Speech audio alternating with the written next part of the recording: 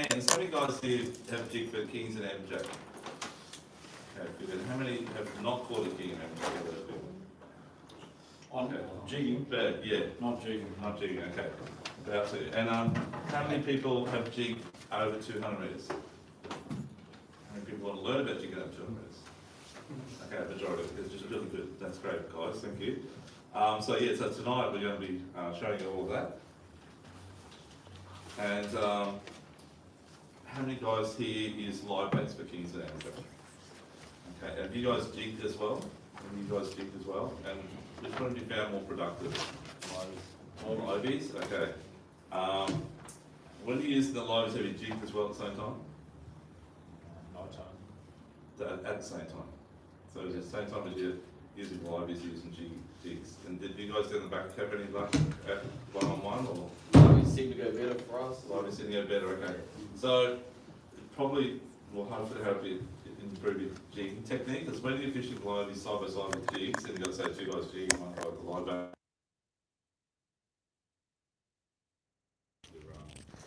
The live baits. And we've proven this point many times, which we'll show you a bit later. And how many guys here have jigged over 300 metres? A few of you have. Okay, how'd you go, guys? Did you get to... Oh, okay. Well, that's cheating. 420. And how'd you go? You got a couple? Of course you did. Yeah. Mainly, I didn't do so good. We fished a bit in 420. Yep. You got a couple, but 320. 320, yep. Yep. Yeah, yep. Doubled up every time at the bottom. Yeah, good. And Brody, how'd you go, mate? Yeah. All right, got a couple? Yep, good, mate. Okay, so that's what we're here tonight to learn all about. So we'll get stuck into it in 1 sec. Actually, that one's the wrong one.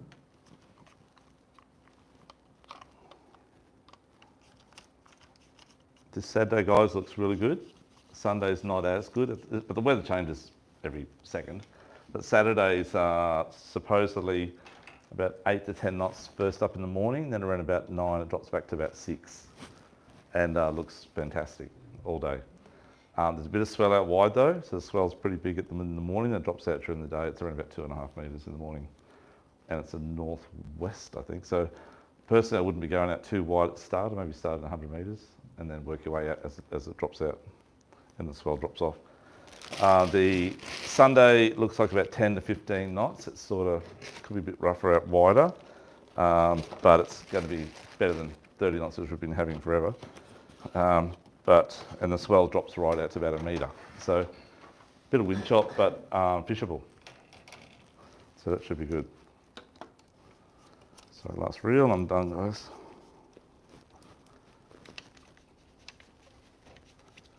Okay, so welcome along. Thank you for your patience. Everyone's got their seat, everyone's happy. Okay, so I'm going to talk to you about, we're going to start in around about 50 fathoms, which is around 85 to 90 metres, okay? And we're going to concentrate on catching kings and amberjack and not snapper, because obviously the snapper closure starts tomorrow. So for the next month, we don't want to go fishing for snapper, okay? But you will catch them as bycatches, just the way it is. And I've even caught them high-speed jigging, believe it or not, and snapper on long jigs, which are, you know, this sort of size here, you can caught snapper on them, which is not really logical, but they jump on them as well. Okay, so I'm going to start with the scenario of getting my gear ready the night before, and then we're going to go out and do it, okay? Which I think most of you guys will be probably fishing that scenario in your size boats. How many people here have boats under 6 metres? Okay, so on a really good day, you guys can still fish out wide, just got to choose your day, but the 100 metres, you should be no problems at all, as long as it's not 4 metres.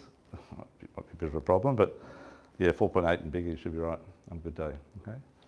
So tackle-wise, I'll start at the rods and reels. If you're going to do fast jigging, you need something in that sort of scenario. You can use it for slow jigging too.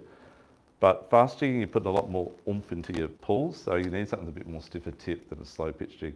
Slow rod flicks the jig, but it's slow movement. High speed rips the jig up, and it falls back as you try and take up the slack.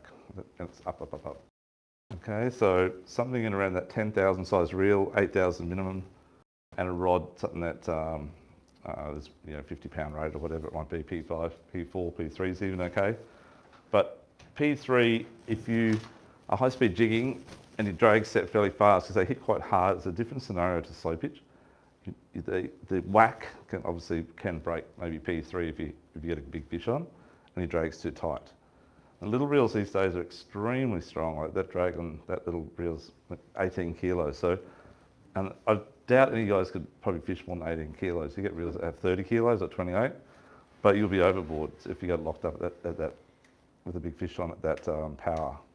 So, you might back me up on that one, Jim.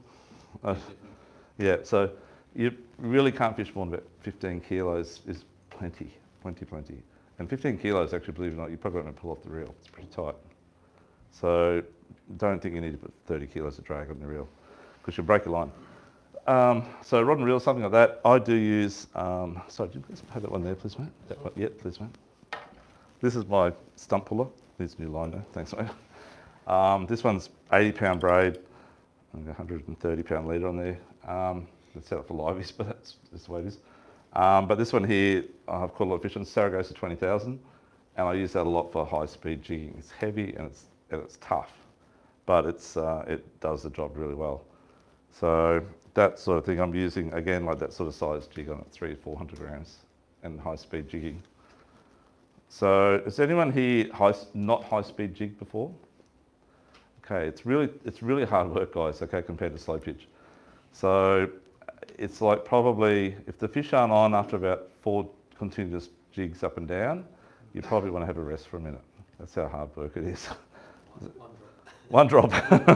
It's a great thing when you're driving the boat, you get your mates to drop down and check any fish down there, and then drop yours down when the rods are bending. So, but it's very productive. It's really productive, okay? So the action can be many different actions. So my actions is like that sort of action, continuously winding up and down. You can whoosh it to the side and swing your jig up, but generally it's just straight up and down. It's a rhythm you get going, and you've got to keep it going and keep it going. And fishing in, say, 90 metres of water, sometimes you won't get hit until 60 metres at that depth. So you keep coming up maybe to halfway. So if you're using colour line, count your colours, okay? Otherwise, just keep coming up until you think it's right, and then you drop it straight back down again. You'll need to back the boat up, because you're trying to jig vertically. You don't want to have your jig out like that. And you need to, learning to back the boat up is probably more important than actually doing the fishing technique. It's really important you fish with the boat, and then you fish to catch the fish, okay? It's really important to learn that too. But leader-wise, yeah, around 120, 130 pounds. I was out there one day with Brody down the back there. We got smashed. We're jigging, and I think I was using an 80-pound, 100-pound leader, and the three of us got absolutely smashed, lost everything. And then I didn't know it was Brody. I went up for another drift. The current was running a little bit, and it was Brody. And he said, "Oh, how you going?" I said, "I just got totally annihilated." And the first question he asked was, "What size leader you use?" And I said, "Oh, 80 or 100 pound." Not enough. And then what did he say, Brody? Was it 150 you're using? And I said, "Well, 150 is serious." He said, "Yeah, look at this." And then he pulls up. How big was that fish? 40 kilo? 30 kilo? 32 kilo amberjack. I was like, okay, that's why we're getting done. So you need to have heavy leader if you're going to high speed jig, okay? But it works really well. So that's the maximum size outfit you need, and go down to probably on high speed maybe 8,000. I wouldn't go much under an 8. That's in spin. In overhead, you can use something like a Torium 20, that type of outfit there, little fellow. And that's rated to also P8. This one has a bit softer tip on it, a bit more modern style. And jig up to 400 or 500 grams on this fellow. The drag on these is suffice. It's around about, I think, 16 kilos max. And they're a good little reel, and they're very fast. I think about a metre 17 a turn, which is very fast. So you don't have to actually concentrate on your speed. You can actually just get into the rhythm and keep it coming up and working it as well. A lot of guys complain about, especially in summer, if you jig in summer, which you don't get the chance too often because of the current, but a lot of guys complain about ripping all the hairs off the side of their arm, under their arm. You need to wear a shirt, because you'll get done there, okay? The other thing too is you get blisters on your fingers. Even if you're a trader, you'll still get blisters on the handle because it's a different position what you're used to. So my suggestion is to get a set of really thin gloves, like jigging gloves, and give it a shot, see how you go. But you probably get blisters, believe it or not. I don't know. It's fast jigging. Yeah, every time. Yeah, that's right. Especially if you get into it a bit. We've been out there and jig. Sometimes we've caught like seriously 40 kings and amberjacks. One day we did a charter boat job with back in the day with the shop and some customers, and we got 86 fish the first day and 68 the second day. I think it was around about all on jigs. And there's guys there live baiting on charter boats. I won't say about the live bait scenario. Full guy charter boats. I think they got about 12 fish for the day. So we just smashed it. Everyone's hooked up. Like within 3 hours, everyone's spent. They're gone, done. So that little outfit there, you can still jig in deep water as well. It hasn't got the soft pitch jigging system, but you can still high speed jig or even just steady pace in deep water as well. We were talking before, Jimmy, about Casper. Casper, if you want, there you go. He's a legendary jigger out here as well, and he has an uncanny thing of catching big fish. But that's the sort of reel, the same reel he uses actually in deep water. He's catching 30 kilo blue eye trevally on it. That's all he uses. So just let you guys know that. So any questions on the overhead and spin reel rods? Can you use a Speedmaster as well? You could, mate, yeah. So Speedmaster, as in the new style, the silver one. Yeah, definitely, yeah. So they're a bit like a Talika, 2-speed. I'd probably use a 12, no bigger, because they're just heavy. Unless you don't mind the heaviness, mate. You go to a 20 or 16 maybe. Yeah, but have you got a 12 or something like that? Or 16? Yeah, 16's all right. That's as big as you want to go, mate.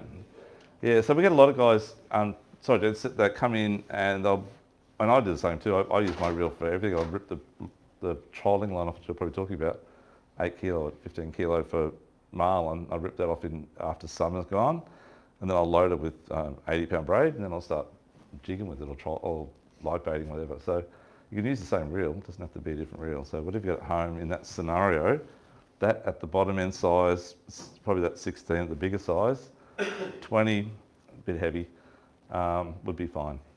You just got to maybe change the rod. Okay. Any other questions on the rods and reels? Line. Okay, with line, guys, there's a lot of different types of line. And this is right through to what Jim's going to talk about later. Thinness is your friend, okay? Thinness means lighter jigs, same style but lighter, easier for you. And it also means a lot less current and driftage and wind and all that sort of problem that you associate with thicker lines. So I'll just cut off a little bit of this again and pass it around. So this is 60 pounds.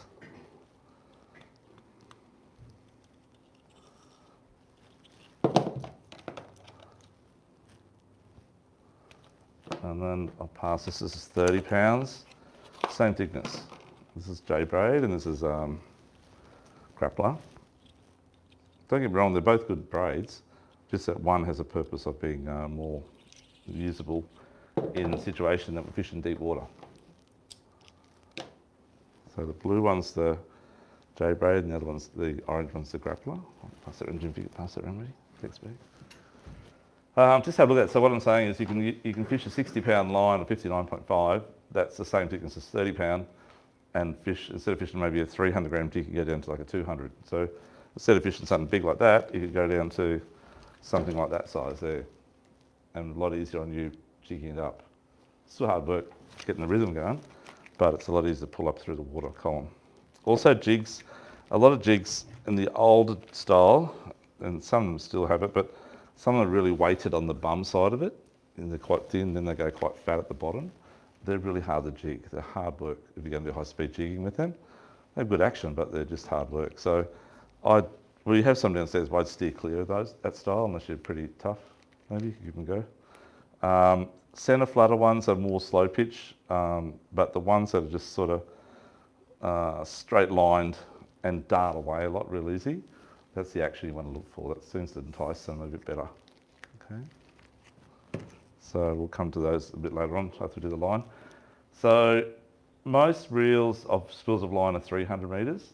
Some are 400, as in OSHA braid, like this type of thing here. And a couple of other brands do 400s. Why do we go 400 over 300? On in under 100 metres deep, it's not really a difference, too bad.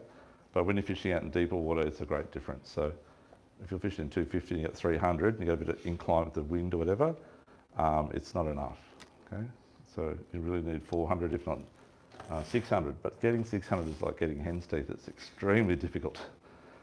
This is P2, which is about 40 pounds. It's still very thin for what it is, so it's really thin. And that one, you could still deep water fish with that, but you will get probably done a few times. But you'll definitely get down there and get fish. And then closer, you can slow pitch with it all day long. It's really good. Okay, but it's really hard to get 600 metres. And Sunline, as I talked to Jimmy about, that's probably the only one at the moment you can get that does like 1,000 metres. So as I was saying before, that reel there, or your 16 down the back, mate, will hold 1,000 metres at P3, which is enough for P4 sort of thing. That's wouldn't go to P4. What size do you use, Jimmy, at the deep? 3, yeah. 3's good. I've got P3 on my outfit too. So P3, 1,000 metres or 800 metres. You can get probably 600 plus on a reel if you're going to get into the deep water, which we'll talk about a bit later. That's going to be the right scenario, but you can still fast jig with it in close. P3 at the high speed, as I said before, if your drag's too tight, you will snap. But if you set your drag right, you can high speed with it as well as slow pitch. Okay. Just got to make sure you're using a different rod. You'll have to switch rods though. So you might need 2 rods to do the one reel application. So we've got 3 rods now. We've got trolling rod, slow pitch and high speed. 1 reel. Any questions on the braid at all, guys? All good? Okay, the leader. If I'm using, like I try not to go more than double, or it's actually not even double, probably 1.5 times my line size. So if I'm using P3, which is 50 pound, I might use 80 pound on it, but I'll have to do just a quick bimini twist or something to thread to do my Albright or whatever it's not you want to do, because if you go straight from thickness of 30 pound braid to 80 pound mono is a massive, gigantic jump, and it'll obviously break, even though the strength's there, 60 pound to 80, it'll break just because it's just too thin. So you'll need to double it, like a little double, and then do your knot after that onto your leader. Okay, so if I'm using 80 pounds, the most I'd probably use would be about 130 or 150. Okay, so try not to go more than twice, try and keep under twice the size. Does that make sense? So 60 pound line, 120 pound leader, and so on, maximum. Leader, there's all different types of leaders. I've talked the other day, and the guys that are deep dropping, but in this UV type stuff, it's a lot more supple, and it has, I don't know, a little bit more give. I don't want too stretchy a line, but it has a bit more give. It's a different type of leader to the normal leaders in characteristics. Whether it gets the fish going a bit more, supposedly it's supposed to, but have yet to be tested. I haven't tried it for jigging yet, but I'm about to. But yeah, so that's that stuff there. I'll pass that around too. Thank you, sir. That's 130. It's probably on that. Jig selection. Was talking about high-speed jigging at the moment, so I'd probably start at high-speed jigging. These are Kaseki jigs, which are made by Gamoku. They're a hybrid. They're a high-speed jig and a slow-pitch jig. If you work them fast, they slide, and if you work them slow, they flutter. So it's good to see someone bring out a jig that does a bit of those. Have you tried those yet? No, they're pretty cool. So flat on one side, so they'll slide away, and they use like a centre balance section in the middle here to make it flutter on the slow pitch. They go up to about 280 grams, which would be perfect for kingies and amberjack. I'll pass that one around. Sometimes the fish, when you're jigging, I'll talk about techniques in a moment, but sometimes they really like a mix-up. So if you do your normal routine jigging, sometimes it'll work for the first 1 or 2 fish, and then it sort of dies. So you've got to change your technique, and that entices them again, and it'll happen again. So just remember that. Don't just stick to your same thing all day long. Just change your technique a bit. So the most I jig out in 100 metres or 50 fathoms is probably 400 grams, and that's because the current's dripping and the tide's big, and I may be using an 80 pound braid. So don't use more than 400. You don't need to, not out there. There is a form I'd like to use, and that's 1 gram 100 metres minimum. So 100 metres is 100 grams, and that's the smallest you'd use, which would be a slow pitch jig, and up to about 4 times that. So if you're 400 metres, you might go up to 1.2 or 1.6 kilo, which is hard to get a jig that size, but you can get them. I don't know how big a jig's yours? A couple of 1.2. 1.2 kilos, yeah. So, but generally speaking, as long as it gets to the bottom, that's what you want and holds you in place. Okay, it's like if you put it out the back and it just keeps going out the back, and especially if you're reversing up and it's still going out the back, it's obviously not strong enough, not heavy enough, sorry, in the current. So you'd be wasting your time. So you need to have a couple of different sizes, like maybe if you're fishing 50 fathoms, 200 to 400 is a good spread. If you're slow pitching, you might use 100, which we'll talk about in a moment at the least. So these bigger jigs, which Jim will talk about a bit later, they're for a bit deeper water. Even when I'm jigging out in 250 metres, I'm only using generally 400 most times, but see how we go. Hooks for the jigs. So you use a system, most of the better jigs don't come with hooks, they just come naked, okay? Like the ones in your bag, they're Japanese made. And what we use is you buy the rings, you buy the solid ring, split ring, and you buy the assist hooks, or you make your own assist hooks. When you get right into it, you'll probably make your own assist hooks, okay? Guys like to dress them up with feathers and tinsel and lumo and whatever. But stock standard, they're getting better. Years ago, they were plain Jane. Now they're really dressed up. I'll pass some of these around as well. That suits this sort of sizing. And you can see the different types of finishes on them. Some are lumo, some have lumo film, and some have, there's a lumo blue. I'll pass those 3 around, thank you. So at the top of your jig, everyone jigs differently. I jig with the weight to the backside and the lightness to the top, because I believe it sort of works like a plumb bob and shoots away. And then you pull it up, obviously that way, right? So at the top here, I'm running my split ring, my solid ring, and my assist hooks, double. I like to use 2 hooks. Many times you catch 2 kingies at one time on the same jig. Actually easy to pull up. I never run a bottom assist hook when I'm high speed jigging, because it gets hooked up all the time. So please, I'd recommend you don't do that. For slow pitch jigging you can, but not for high speed. And what happens is you do your jigging, and if you're jigging away, you just hit the bottom in 90 metres, you're tired, and then you go fast, and then all of a sudden you feel the weight, and you go, oh, what's this? It's just your line's hooked up, the jig's hooked up onto the line at the back and the top. So you got to pull it up like that, and all the way up to the top, and then you got to unhook it and drop back down again. At the top one, it always hooks up and slides off again. It just slides off, doesn't get fouled. So my suggestion is just top hook only, okay? For high speed. Any questions on that at all? No? Okay, good.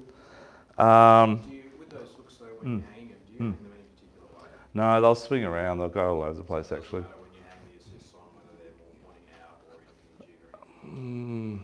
If you tie your own, you want to tie it with the line going from the point side back through the eye. Okay. So your knot's on the shank, and the assist cord is actually going through the eye from the hook side. Yep. And that means that the hook, the actual point of the hook, is in a better direction. So, same as Actually exposed that way. same like when you're using circle hooks, they're always through the front with the hook facing out, and it sits in the same position. So, yeah, I think most of these are tied that way anyhow. Yeah. They are tied at the front, yeah. So yeah, tie at the front, that's a good thing. As I said, you can use it. We have all the cord and stuff downstairs and jigging hooks to do your own. It's just a matter of whether you want to do it or not. We have tinsel, we have everything here, I think. Don't have things like that, but we have assist hooks. Anyhow, that's it. So we've got our jigs sorted out, we've got our rods sorted out, we've got our gear sorted out. There is one thing which I have tried over the last sort of 2 years. I've never had one fail on me, but I haven't caught a big enough fish to see if it would fail, not as in like 30 kilo or something like that. But for quick change, I don't know if you've used those yet. Yeah, Not a fan of them, yeah. I've never had one. I've never even had a customer say that one's opened up on them. So these are 80 kilos. I'll give them a crack again this season and see how they go, see if I can break one. But good for lure sales if they do come undone, but but no, I haven't had any customer complain. So, but they're quick and easy, guys. So instead of having to retie your line, you can just, or using a split ring plier, you can just take the jig off like that and put it back on again. But what most guys do, most guys actually run the hook rig, so your split ring, your solar ring's tied to your leader, and then your split ring, and then your hook rigs on that. Most guys actually use a good pair of split ring pliers, which we sell, and just hook it into the split ring and change the jig onto another jig onto the rig. So your rig doesn't actually get cut off, it's on the line all the time. It's only your jig gets changed. So where that one, you actually put the whole rig onto the jig, so everything's attached as one. Do you have your rigs attached to your line? Split ring pliers. Split ring pliers, yeah, change it. Yeah. Solid ring and then Yeah. changing the jig as many times as you want. Yeah, yeah. So that's the way to do it. Yeah. Just Did you not do that with the snap swivel? Yes. Or it affect Like- the action too much? Snap swivel affects the action, it does. Especially some brands, they're quite pointy and it just doesn't fall away as good. The dearer ones are okay, they've got a bit of a round backside on them. But again, it's another thing to go wrong. And snaps, you know, theoretically, a kingy that big shouldn't do as much damage as a 100 kilo marlin jumping around on a snap. But they pull hard. Oh, I just mean on the bit that the jig's connected to. Yeah, yeah. Oh, at the top onto your rig. Or just onto the jig part, you know, Yeah. you're saying instead of using it. Oh yeah, no, don't use the snap at the bottom, no. I wouldn't do that, no. I use the split ring and just hook it around. Yeah. the other things that just be aware of as well. So quite a lot of the shop bought ones have got quite flat side rings on. So you're tying onto that with your leader, but under massive pressure that just cuts straight through your knot. So even though I know that, I did that the other day when I saw you out there, hooked up to a decent fish and then got cut off straight away. So you'll just pull up. It looks like your knot's still there, but it's just been sliced straight in half. So you can put some knot protector on your line, or find ones that got. Yeah, because use a little bit of clear shaping sleeve. That's fine, like we use for marlin fishing, same scenario. Because some swivels have the same scenario. But yeah, just keep an eye on that too. So you were saying So you you can use your line through that and through you don't have a big ring on the top of your thing with those hooks on. where the line joins onto the ring. So you're tying onto that and you'll have your split ring on there with a jig on it. So your leader's been tied onto that. But where that tightens up, that'll cut straight to your leader. You just got to be careful with that. Yeah, so you're not to your solid ring, guys. Like you've all got whatever knots you want to use, whether it be a loop knot or a uni knot or you can crimp it. It's up to you guys. You know, there's a lot of different ways of doing it. I don't know how you do yours, Jim. Do you? Chain knot, do you know chain knot? Yeah. Just basically alternate half inches. Right. It's got a bit of spring in it. Yeah. Yep. So that gives you just a little bit more give. Yeah. Right. Okay. If I'm in a hurry, I'll just do a uni knot. Yep. Okay. Chain knot's pretty quick as well. Yeah. Just get rid of that. Okay. I just use a uni knot, but Yeah. use what you want to use. But you can crimp it. I've got guys that crimp it too, and they're pretty good jiggers as well. Yeah. But you got to have crimping pliers on the boat. That's the only thing. But it does work well. And it has a lot more. You have the chafing on there as well, the chafing tube, so it's a lot more flexible. The more action you can give your jig and freeness, the better it is. So Even with the split rings and everything on there, is it worth looking at loop knots and stuff like that? I have used loop knots too, but You don't need it. yeah, and heavy line's hard to tie. Yeah, lighter stuff's all right, but heavy stuff's not the best. Yeah, but some guys may want to do it that way. Yeah. Okay, so we've got our jigs all rigged up. Now we're going to go and do it. So I'll just decide on the GPS mark first. That's not the right sheet, I don't think. Oh, yes, it is. It is, sorry. So guys, just quickly go through the marks. I'll tell you how to do it when you get there. So get your little books out, get the paper out. So the mark up the top there, which I've been fishing since the late 80s, which is a long time ago, 2740, down to 2743, that's like the Kingy country of the north here, so it's off jumping pin area, a bit slightly north of jumping pin. And that 42 to 43 area is a big ledge. We used to call it family spot back in the 90s, now it's called Wall of Death, whatever, but it's the same spot. But it's a great spot, and that's where you were that day, Brody, same area. And it's where we've always jigged for Kingies and amberjack. I got a 40 kilo amberjack off it once. That's the biggest one I've landed. I've hooked bigger, I think, but trying to get them up is always hard. And with Kingies and amberjack, particularly big amberjack, the deal is the more harder you go on it, the more harder they go. So actually, I think you get more chance of getting on light line than you have on heavy line, because you don't give as much hurt, and they'll come up. If you don't give as much hurt, they will come up. But the hardest part is you know how bad that the bottom is in that area, and you know they're going to do you if you give it 1 inch. They'll do you on that ledge. So, you know, when I got that big one, I was just lucky. I was right at the end as I was down on 43, and as soon as I hooked it up, I looked straight at my GPS, and my last little icon, I'd just gone past it. So it was sand, and I was like, yeah, I've got you. It just took a while to get it up. And again, in that fish I learned, and I've done before, if I went hard, he went hard. If I took it a bit easy and just got him up slowly, he'd come up with it. So when you get a real big fish on, just try not to go too hard on it. Like I said at the start, that's a 50-50 chance. You know that the bottom's like, and you know the chance, 50% chance you got to get him off the bottom with a fairly heavy drag, or you take the chance of going light and hopefully he doesn't go over the edge and do you. That's your call, guys. Hopefully it works for you. Going down the scale a bit further, that 2800 and 2801, that's where we got the multitude of Kings and amberjack in our catches over the years, particularly that day on the charter boat. That's straight sort of a bit southeast of the Seaway, you're off about probably Main Beach, or Q1, and it's a really good area in September, October. Okay, so the fish are now at northeast. You will get a couple at this area, but those first 5 marks are I'll be fishing right now as we speak. The 2800 and 2801 area is where I would be definitely fishing come September, October, and they just school up there. The fish are smaller though. There's the odd good one amongst them, but they're sort of in that 4 to 8, 10 kilo size maybe. Okay. The next area, 2812, yet to get a big one off that bottom down there. It's very, very aggressive.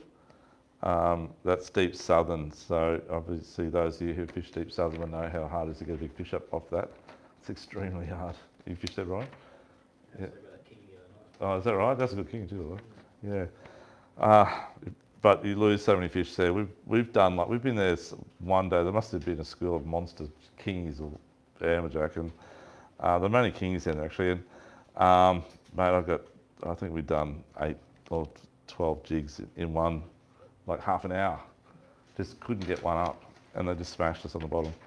So great spot to lose jigs. Great spot to catch fish, to hook them up, but you got to get them up. They're not sharks that get in, they're just big fish. They just do you on the bottom there. But very good spot, and that'll go from now right through to about September, October as well. So if you fish down Tweed Way, that would be my honey hole to go to. In that Pacific area, around that area actually, there's a lot of fish north, about up to 2 k's north and about 2 k's south. So it's quite an undulating bottom and quite good. So give that a shot. All those marks, guys, are within about 45 k's of the seaway, but off the land, you're probably about 30 k's out. Okay. Down off Tweed, you're probably about 20 k's out, 25 k. So they're pretty close to shore. It's just a matter of where you want to go. If you do go down Tweed, just remember the bag limit down there is a bit different to ours. Also, this time of the year with your kings, they're not too bad. They're very fatty and good eating ones. As September and October come on, particularly that spot east on 2800, you'll need to put them on good ice straight away because they'll get a bit soft. Okay. Any questions on that at all, guys? Okay, so just quickly draw on the board here, backing up. You've got to learn to back up. Does anyone here not back up when they're fishing? Does anyone here not back up? Does anyone here not get their braid caught around the props? I want to know how to do that. You don't get it caught around the props? There's an art to it. Yeah, well, gentleman over that corner there. Can you see that right, Brian? Yeah, you can see it. Okay, so let's just say our marks on our GPS, we're sitting at around 500 metres here, and we got mark number, whatever it is, little fish symbol there, and another one here, a couple of little marks in between. So if the current's running at under a knot, you shouldn't need to back up much at all, as long as there's not too much wind, okay? So you should be able to just, always, obviously, first drift, don't drop your line down, just pull up out here somewhere and just see which way, put your track on and just see which way you're drifting, okay? And see how fast you're drifting. So if you're drifting at, say, 0.6 knots or 0.6 k's an hour, that's the perfect drift, up to about 1 knot. And you just then go over here, start about here, your line will be down by the time you get to there, and you just drift through your marks. Your next run, you go up, I always go away, I go back up here, and then I'll do maybe a run down the inside. I'll start here again, I'll do a run down here. The next one, I'll go up there, and I'll start maybe over here and do a run down the outside edge, until I find where the fish are biting the best. If they're biting, maybe a new mark might be here. I've marked it, and we've hooked it, 2 guys are hooked up at the same time. Well, the next drift I'm going to do, I'm going to go straight back up to here and go over it again. And then I might, after about 3 drifts, I'll give it a rest. And I'll go look over here, or maybe start here and see if there's anything down further. So, but on that same scenario, if it's running at, say, 1.8 knots, 3 k's an hour, and this is, say, September, the current's starting to pick up a little bit, I'll actually probably head up a little bit further and start my drift up around here somewhere, because I've drifted faster. And when I get to around about, say I'm at this position here, I'll put it in reverse, and even though I'm going in reverse at 1 knot or whatever it might be, I'm still drifting south, because I'm going slower than the speed of the current, okay? So I've slowed down my momentum, so I'm drifting at maybe this speed here. Now I'm slowed down and I'm in reverse, but I'm now giving it a chance for my line to drop right on the honey hole where the fish were on the screen. So you need to learn to do that. That's so important in all your fishing, bottom fishing, bait fishing, doesn't matter. And then hopefully I got a fish on.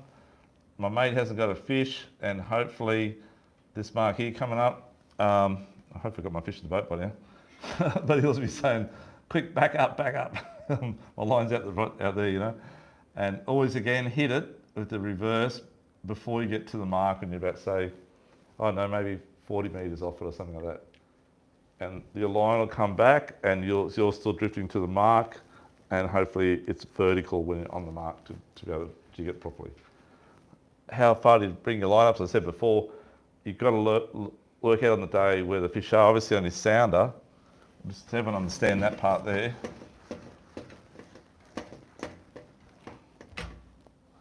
On the sounder, generally speaking, this is the bottom here, and there might be a bit of a pinnacle there, a bit of stuff at the bottom here, another one here, and it drops off there.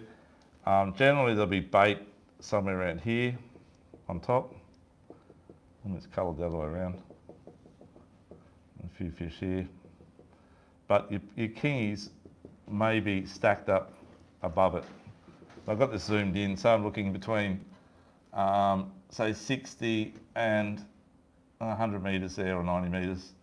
So the fish are up to, you know, around about, say 70 metres. That's actually, that bait might be a bit high up, sorry. And these are stacked up even higher.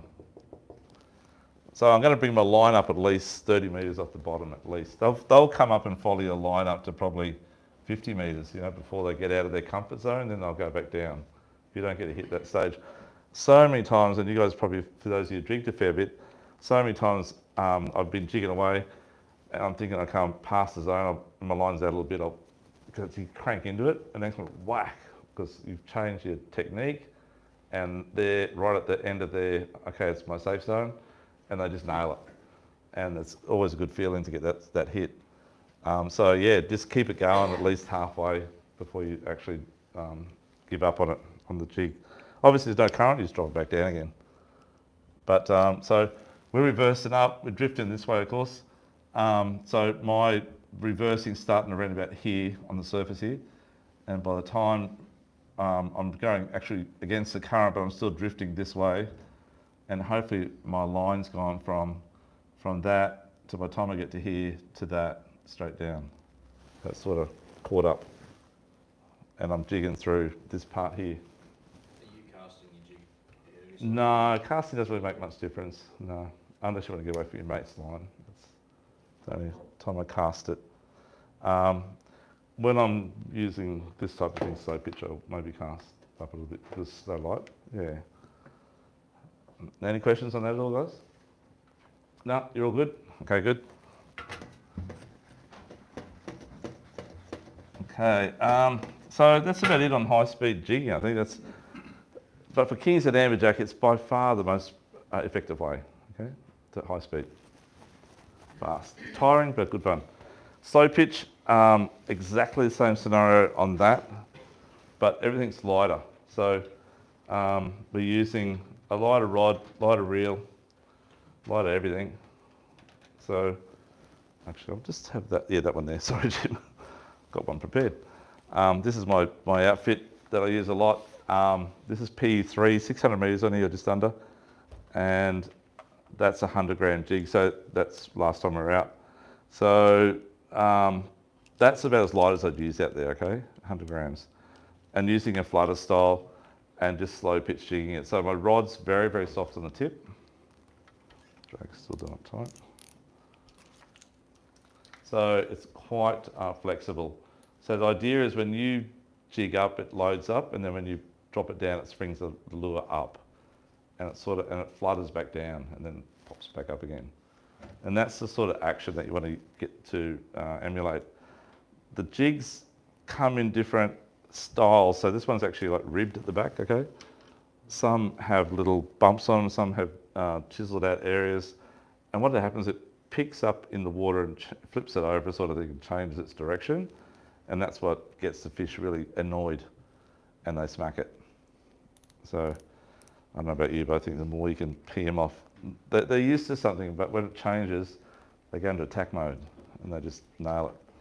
So try and get a jig that has a lot of differentiation in it. One jig, the heaviest jig I'll use in out 100 metres, so that's about as light as use 100. The heaviest I use would be around 200 in that style. That's a Japanese flutter jig. They're centre weighted, so they sort of flutter and then they'll shoot away again. They'll fall over, the other side's flat, and they'll shoot away.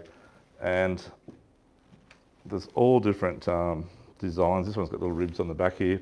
Again, it just picks it up and rolls it over, and it flutters away. So they're all differently designed, different action. That first one that went around the 280 gram one before, the pink one I think it was. That one you'll see is like round on one side and a big pyramid on the other side all the way along it. Same style again, it shoots away and then it rolls over and flutters a bit and then roll over and shoot away again. So it's just different style. I've got a rib one here which I'll pass around. 200. But there's so many different techniques. You can do a half turn, full turn. You can do a couple of fast ones in between your jigging. It's like working out what works best for the fish on that day. I believe fish have different feeding techniques all the time. I don't know about you, Jim, but you've got to work out what technique they like on the day. And that just means if you've got a couple of mates, get one to do fast jigging, get the other one to do slow pitch jigging, and get one that's maybe has a bit of a twitch to do his jigging, and that might spur him on. And sometimes, yeah, when you watch guys jigging, it's quite funny. Everyone has different techniques.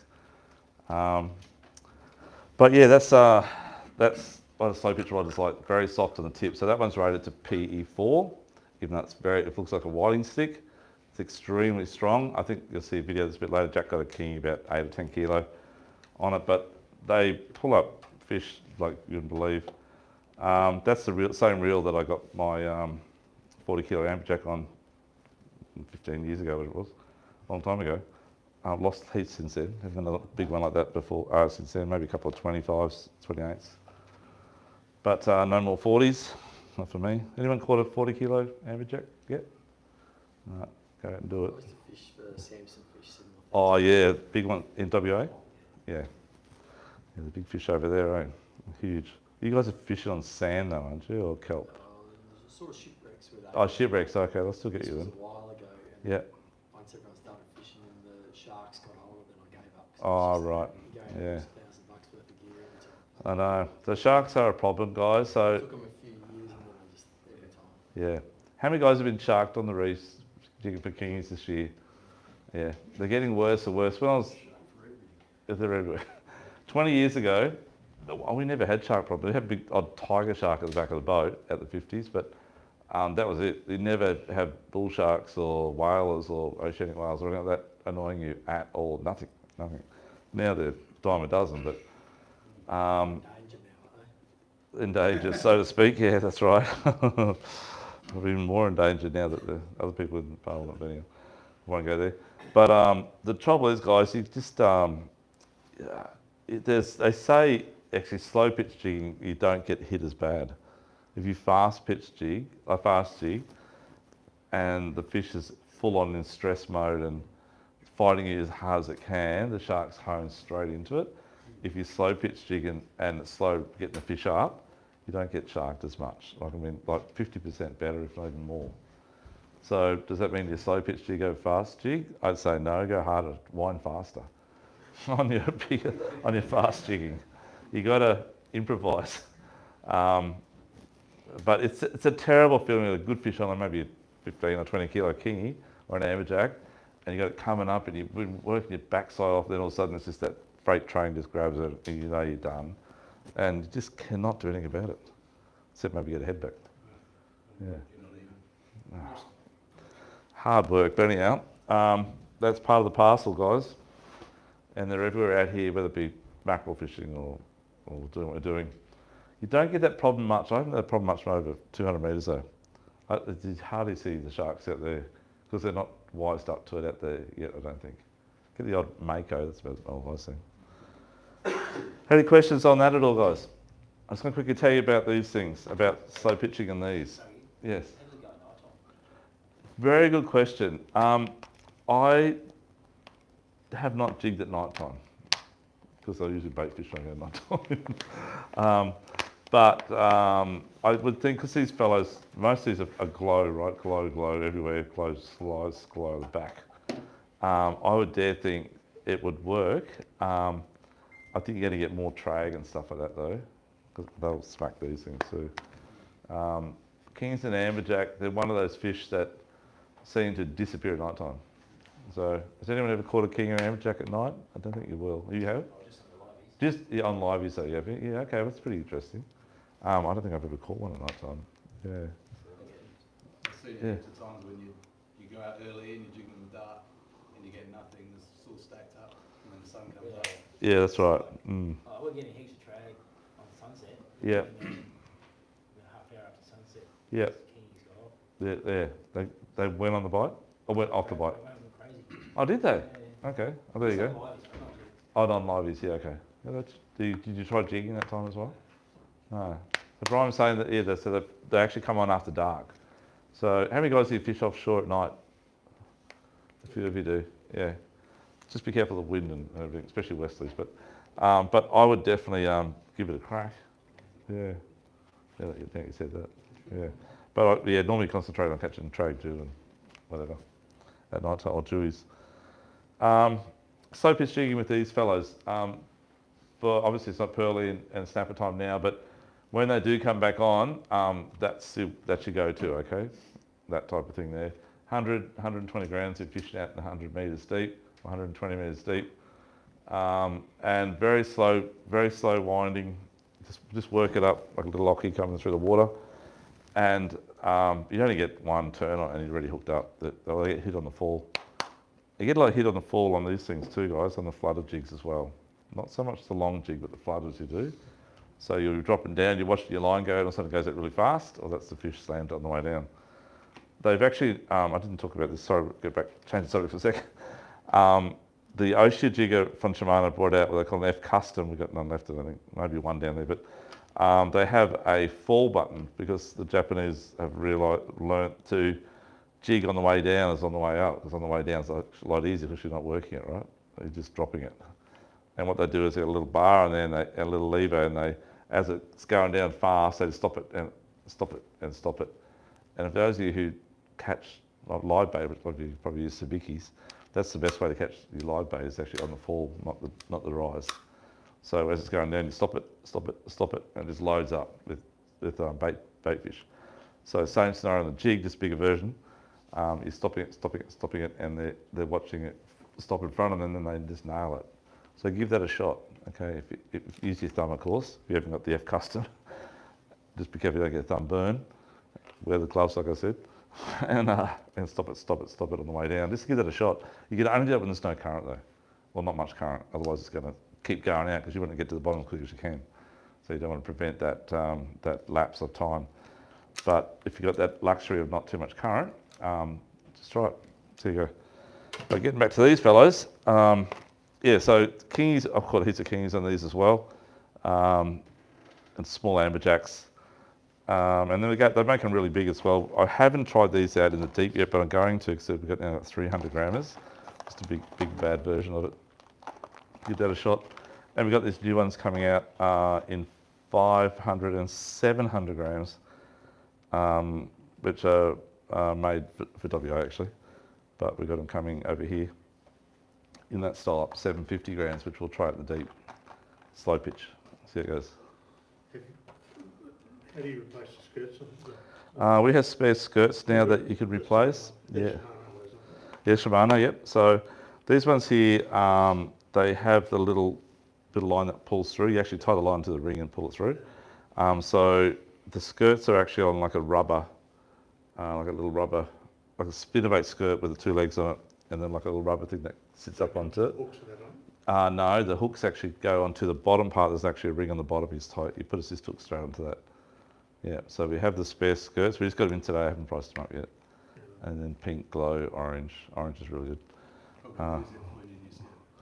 Yeah. Mine's starting to get a bit tattered, is it? You caught a few fish on there. Yeah, exactly right. Yeah, good. No, we've got the skirts here now. Most of those have got quite small hooks, Yeah, they have. So they're lip hooked all the time. So in on yeah, 100%. So even though that little Kevlar quarter of it is the Dyneema braid stuff internal on the hooks, it's probably around about around 120 pounds. So it's enough, yeah. Obviously mackerel just bite it off, but if you ever use this sort of thing on mackerel fishing, but you're going to use wire assist when you do that. That's another time. But yeah, we have that tying stuff downstairs. There's actually different types of material you can use. There's about 3 different materials. I've got guys that even just use braid, and they tie up braid, like 80 to 100 pound braid. Yeah. But yeah, that's all the parts are readily available downstairs. Any questions on that at all, on those octo jigs? Yes? Well, that was in the slow pitch. Are you, the technique, I suppose you talked about. Yeah, so. Fast pitching and getting up through the water. Yeah, so with these fellows here, it's mainly like we say demersal, so the bottom feeders, that makes sense. So it's generally within the first 2 turns that you'll get hooked up. You might come up maybe, you wouldn't make it up to that bait school and you'd have a fish on 100%. But you're talking more snapper pearlies. Above that though, and quite often when we go to wind up the drop back down again, that's when we get the kingies and amberjack because it's shooting up through the water fast. Not intentionally a slow pitch jigging on this style. Where those other lures go around the slow pitch style, we work those up through to the top of that bait school, mate, on that picture on the board. So I've never worked this style, sorry. So I worked that up through the bait school, But the octo jigs, I've never worked them up sort of halfway like I would a normal, that type of jig. And you just like give it a big whip up. And Yeah, so you can do a big lift up, or you can do slow little lifts, little hops. You can do faster a little bit. It's all like I said, you've got to get the technique. But generally for like pearlies and snapper, first you get hit on the way down. And once you get to about say 4 meters or 5 meters from the bottom, you get hit then. If you don't get hit then, it hits the bottom. Just take up slack, and I just sort of just twitch it like that, or I might just do a half turn, go back up, drop back down. Just vary it all the time, you know. Jack's got some techniques you'll see on the screen in a moment, which I'll show a bit later. you find those slow pitches as effective as bait or liveys or whatever? Better. as a snapper? Better. Serious, especially pearl. It's like pearl out in 120 meters and stuff like that. It smashes it. Yeah. I've seen plenty of videos and stuff with people leaving those choppies in the rod holder. Yeah, that's how good they work. You just Yeah. don't And really just do let anything. the motion of the boat Yeah, move yeah. up and down Yeah. while they're fast Yep. jigging or Just or- loads up. Yeah. Hmm. You get that two rods loaded at the Ja- same time, they're up shit creek, but Gentleman's jigging, I call it. Yeah, no, it's easy. Then it gets caught around the prop. Yeah. But yeah, so definitely, mate, give it a go a bit higher up if you wanted to. Yeah. But if you watch what we do on the screen a bit later, the technique, I think Jack actually changes as well. You'll see his technique change, so he'll just do the slow pitching, and then you'll see him, he'll go a bit faster. But Jim will talk about his technique as well. Everyone's got different techniques, but they all work sometime or another. But sometimes it doesn't work on the day. You've got to work out which way they want to feed, which way they want to do it. But jigs are pretty good these days. Like, they're pretty good looking. They're very luminous, and I think they entice the fish without you even have to do anything. Like we're talking about the boat actions enough, you know. So you sort of can't miss. But backing the boat up, fishing for the fish is the hard part. You've got to learn to do that. Yeah. Okay. Any questions on that 100-meter section? Yes, my friend. Do you ever use scent on those octo jigs? Yeah, good call. I use S Factor on a lot of my lures. I have used it on there. I don't know if it made a difference, but if you got it on the dash of your console or your boat, definitely put some on there. Yeah. Trouble is, especially on high speed, I think it might get ripped off after one drop down, the speed of it going down, the speed coming up. So it might not last too long. But slow pitcher might be worth a go. Yeah. Yeah, good question, though. Everyone else okay? Cool. Good. Okay, now we're going to venture out a bit further. So, gear, exactly the same. You can still high pitch in deep water, but the problem is it's hard work. It's just too hard. If you can imagine how hard it is to jig 30 or 40 metres of the water column in 100 metres deep, imagine jigging 100 metres of the water column in 250 metres deep. It's hard. Okay, even though the fish are generally within the bottom 30 metres, but they'll come up out of that column a bit higher up as well, so a little bit hard. I'd be going more your slow pitch style jigging, 100%. Jim, do you want to jump up on this one and give your advice on what you do? Yeah, just I guess before we move out of that, Doug, particularly if you haven't done much jigging, I actually would say it might be easier with a heavier jig because it will stay straighter for longer. So one of the skills you mentioned is backing the boat up. If you're in a smaller boat, it's easier, but I'll drive in a position where I can do the throttle and hold the rod at the same time. I just find with a heavier jig, you'll be vertical for longer, and the jigs stop being as effective as soon as they move out of that vertical plane. So whilst you're paying off, maybe getting tired a bit quicker because you've got a slightly heavier jig, you'll be Do the vertical zone. for longer, and it's easier. Yeah. Particularly where you're starting out and you're like, I wonder if this even works, and you'll question it. As soon as you catch a fish, you'll probably be addicted. It's quite dangerous. But yeah, I will generally start at the 50. I'll start with a 400 gram jig as a minimum, and then hopefully go down. More often than not, I'll just stay on that pretty much the whole time. But yeah, as you go out, the boat driving becomes probably as important as your fishing skills. 100%.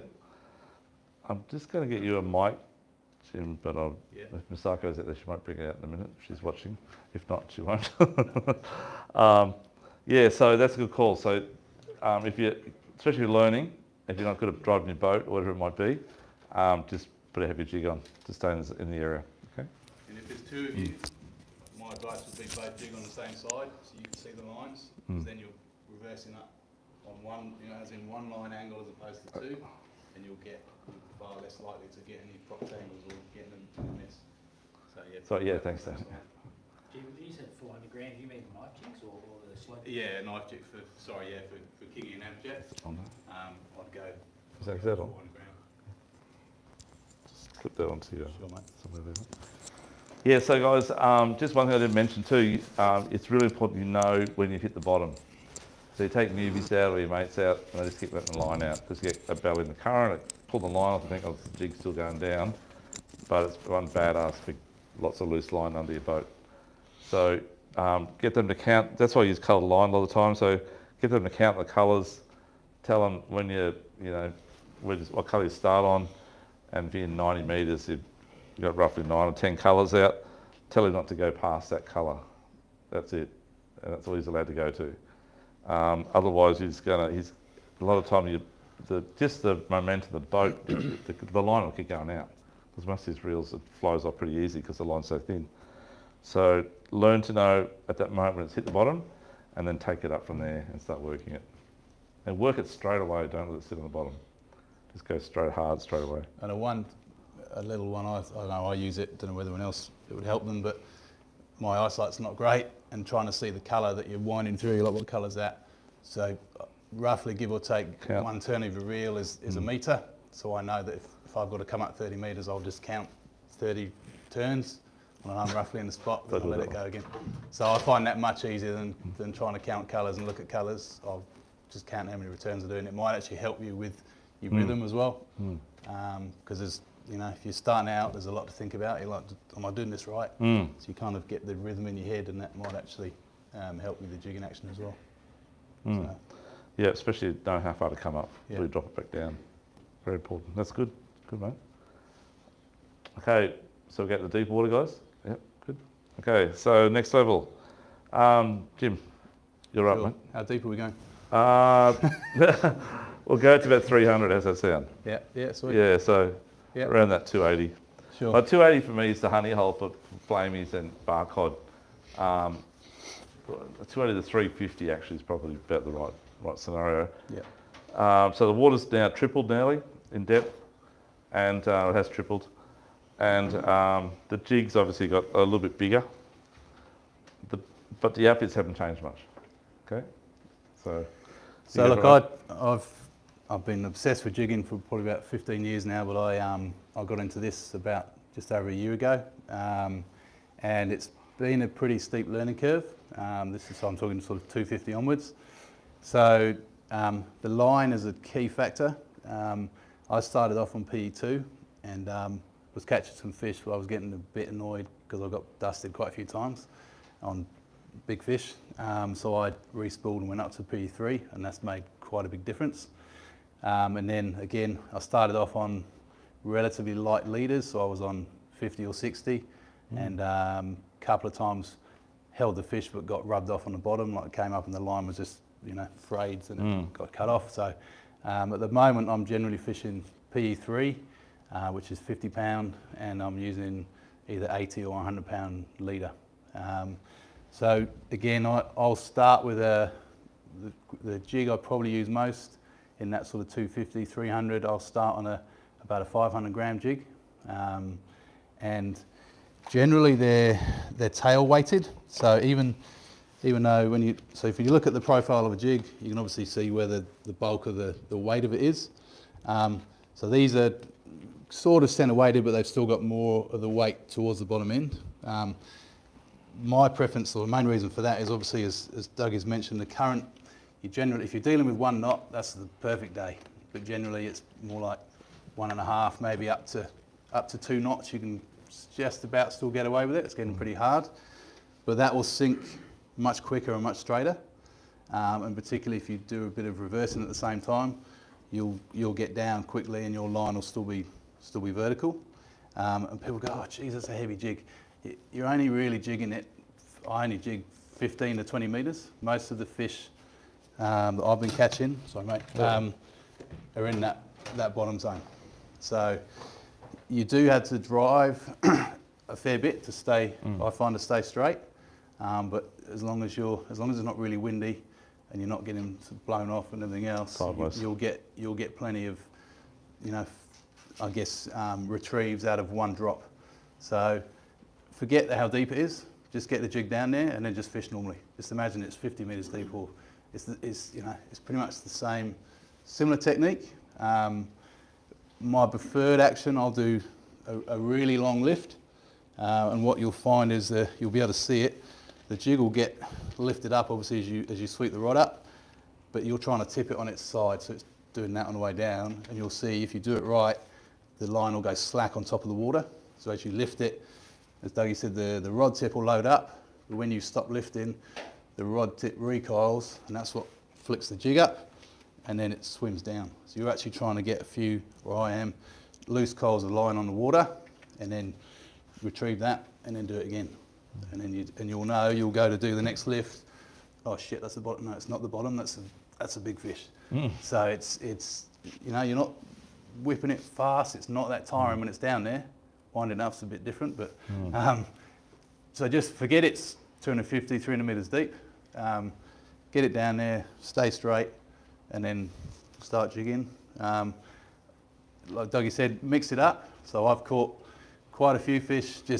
I've gone, all right, let's rip it. Start doing like a mechanical action, whack, like big cod will jump in it or something.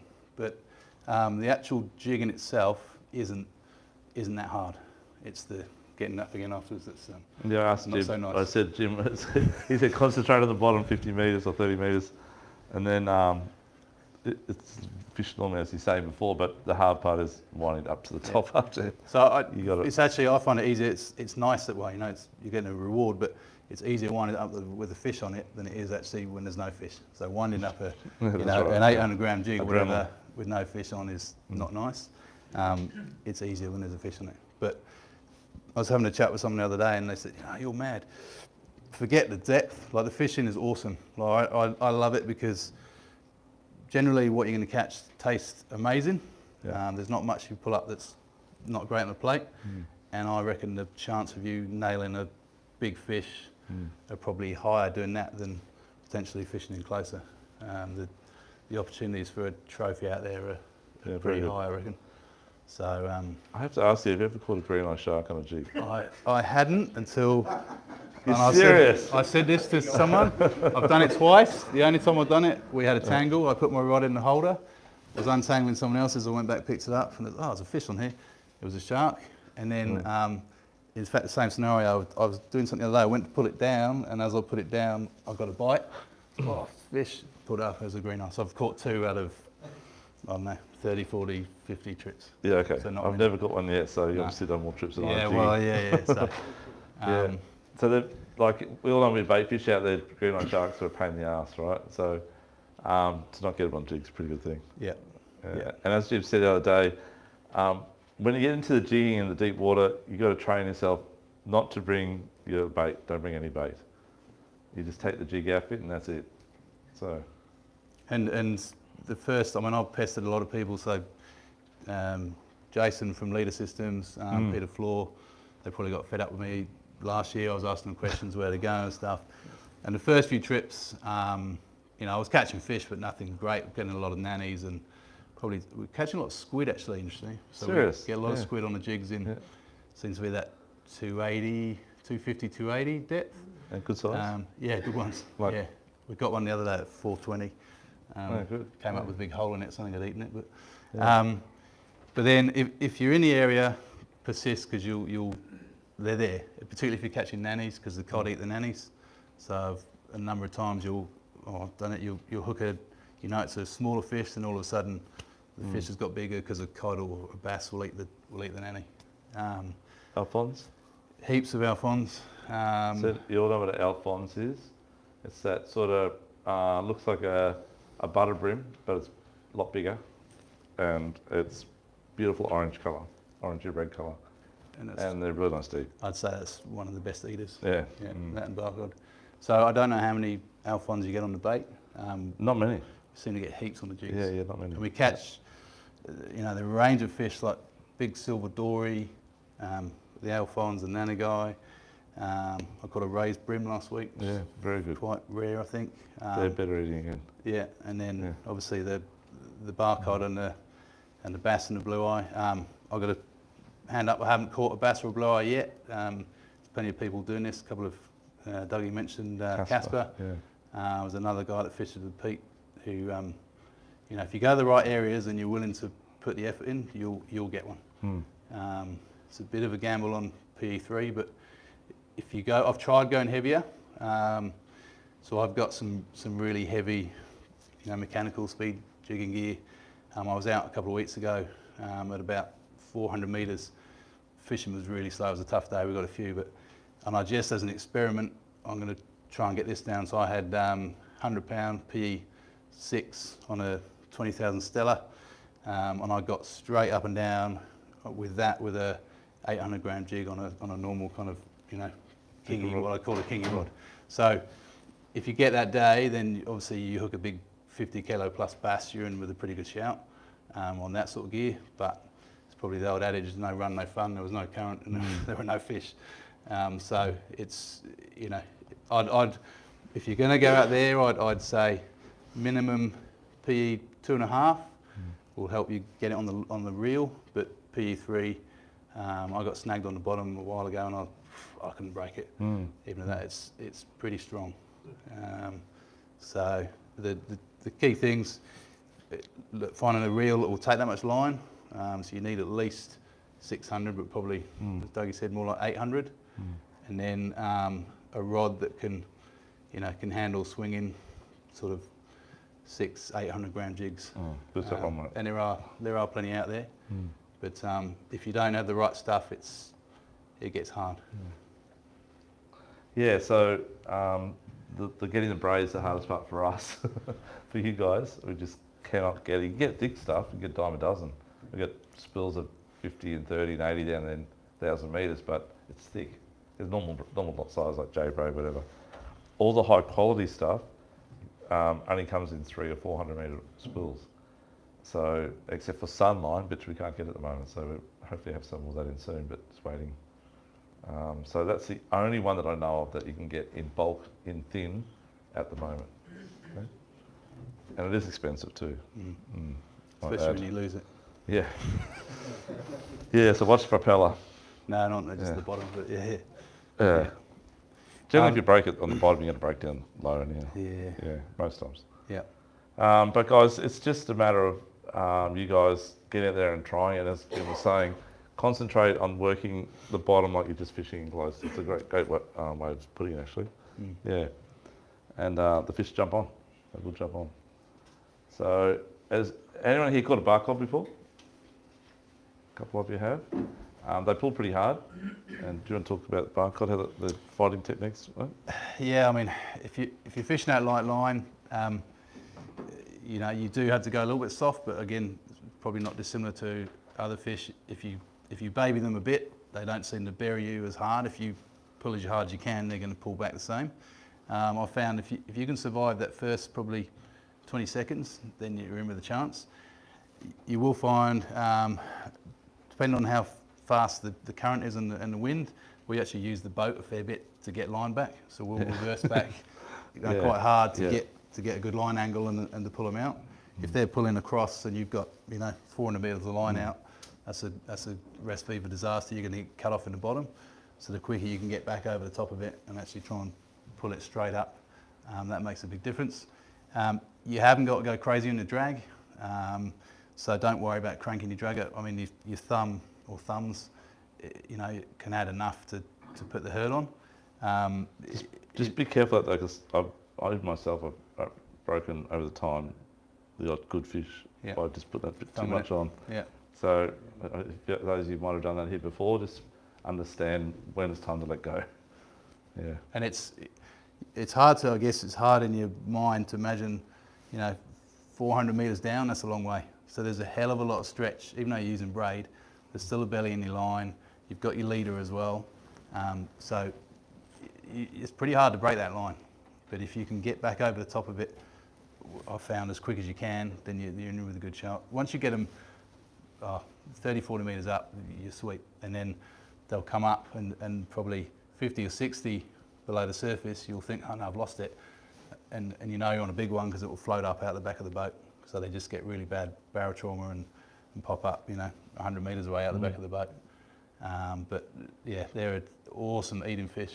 Great eating. Yeah. And I reckon, as I said, if you get your technique down, and again, it's not a difficult technique, just play around. It's literally, big long lift, let it fall, chuck in some mechanical, you'll get a hook up. If you're in the right areas, you'll get a hook up. You're going to show them any? Yeah, Jackson to it in a second. Yeah. Again, I've played around with assist hooks. Most of the time I'm using 2 doubles, so a double on the top and a double on the bottom. If you get a big fish, the ideal scenario is when you bury all 4 hooks in it, because you've actually got a bit more control over it, I've found, on the light line. Sometimes you'll pull them up and they've just eaten the bottom one. But I've played around with 2 and 2, 2 and 1, 1 and 1. 2 and 2? At the moment, most of the time I'm fishing 2 and 2. I make my own ones, but that's just me. But yeah, I'd probably say 2 and 2, you'll get better hookups. The other thing I've noticed, I don't know if you've seen this, Dougie, I've found most of the bigger fish, so you might be fishing 300 metres, you drop the jig, you'll either hook up on that first set of lifts, like 2 or 3 lifts, whack, or the second one. So they've come in on the noise. Yep.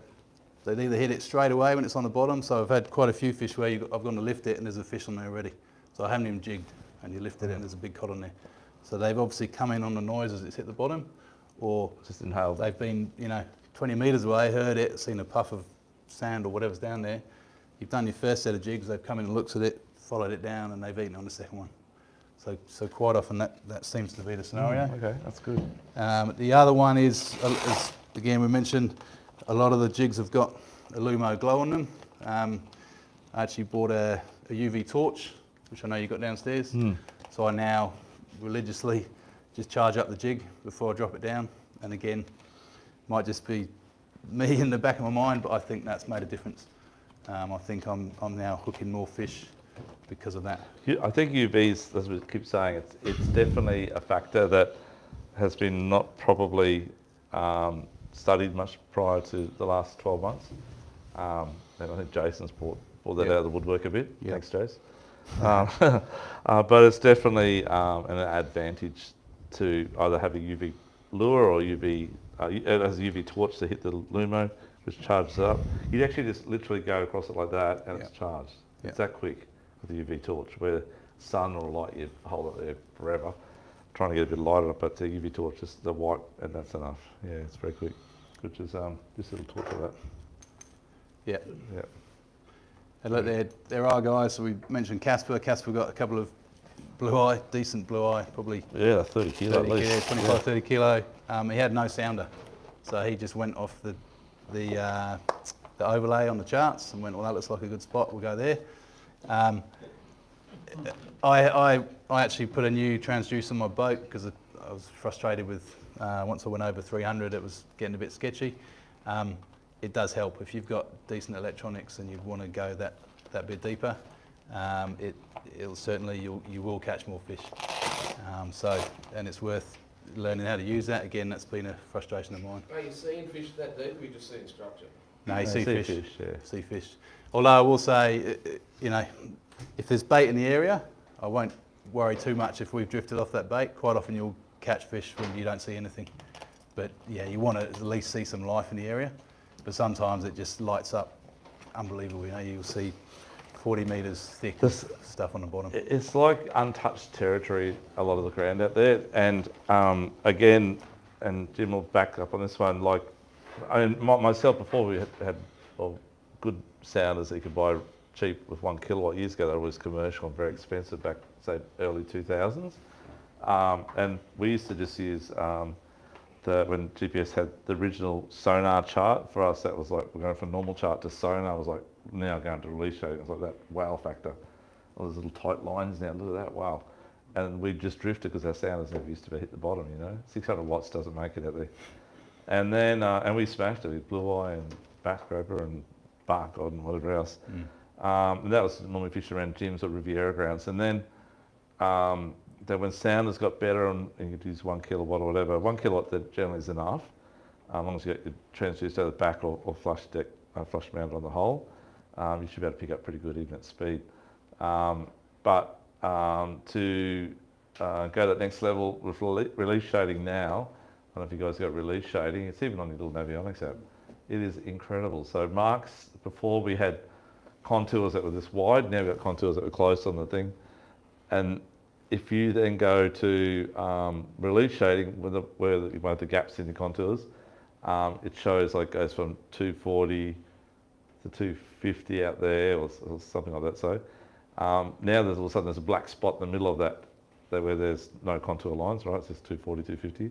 You go there and it'll go 240, and it'll go down like 280 in that hole, and there'll be fish ever in it, and then it comes back up to 250 again. And so I didn't know that existed, but it does. That release shading is 100% accurate. Is that the same as bathymetry? Is it the same? Bathymetry is very similar scenario. They all use the same sort of system now, but I think CMAP Reveal's probably the clearest. I think the Garmin one,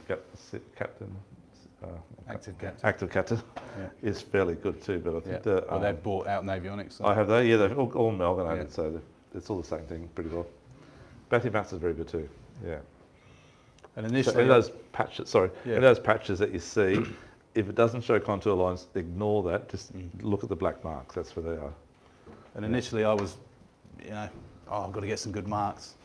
Now, what I tend to do, I've got areas I'll go to, but what I'll do is mark up some areas that I think look good, and when I'm in that area, I'll go and look at another one, and more that's often, exactly what we do. The ground is pretty spot on.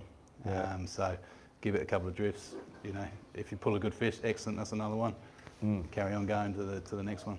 Yeah, when we did our deep drop seminars, I was telling the guys we make an effort now. Every deep trip we go out, we go and look at one of those black spots or the drop-offs that don't show any difference on the sonar chart, and it has not let us down yet. It's always marked. So some trenches we found one we got in it goes from 320 to 380, like a 200-foot drop.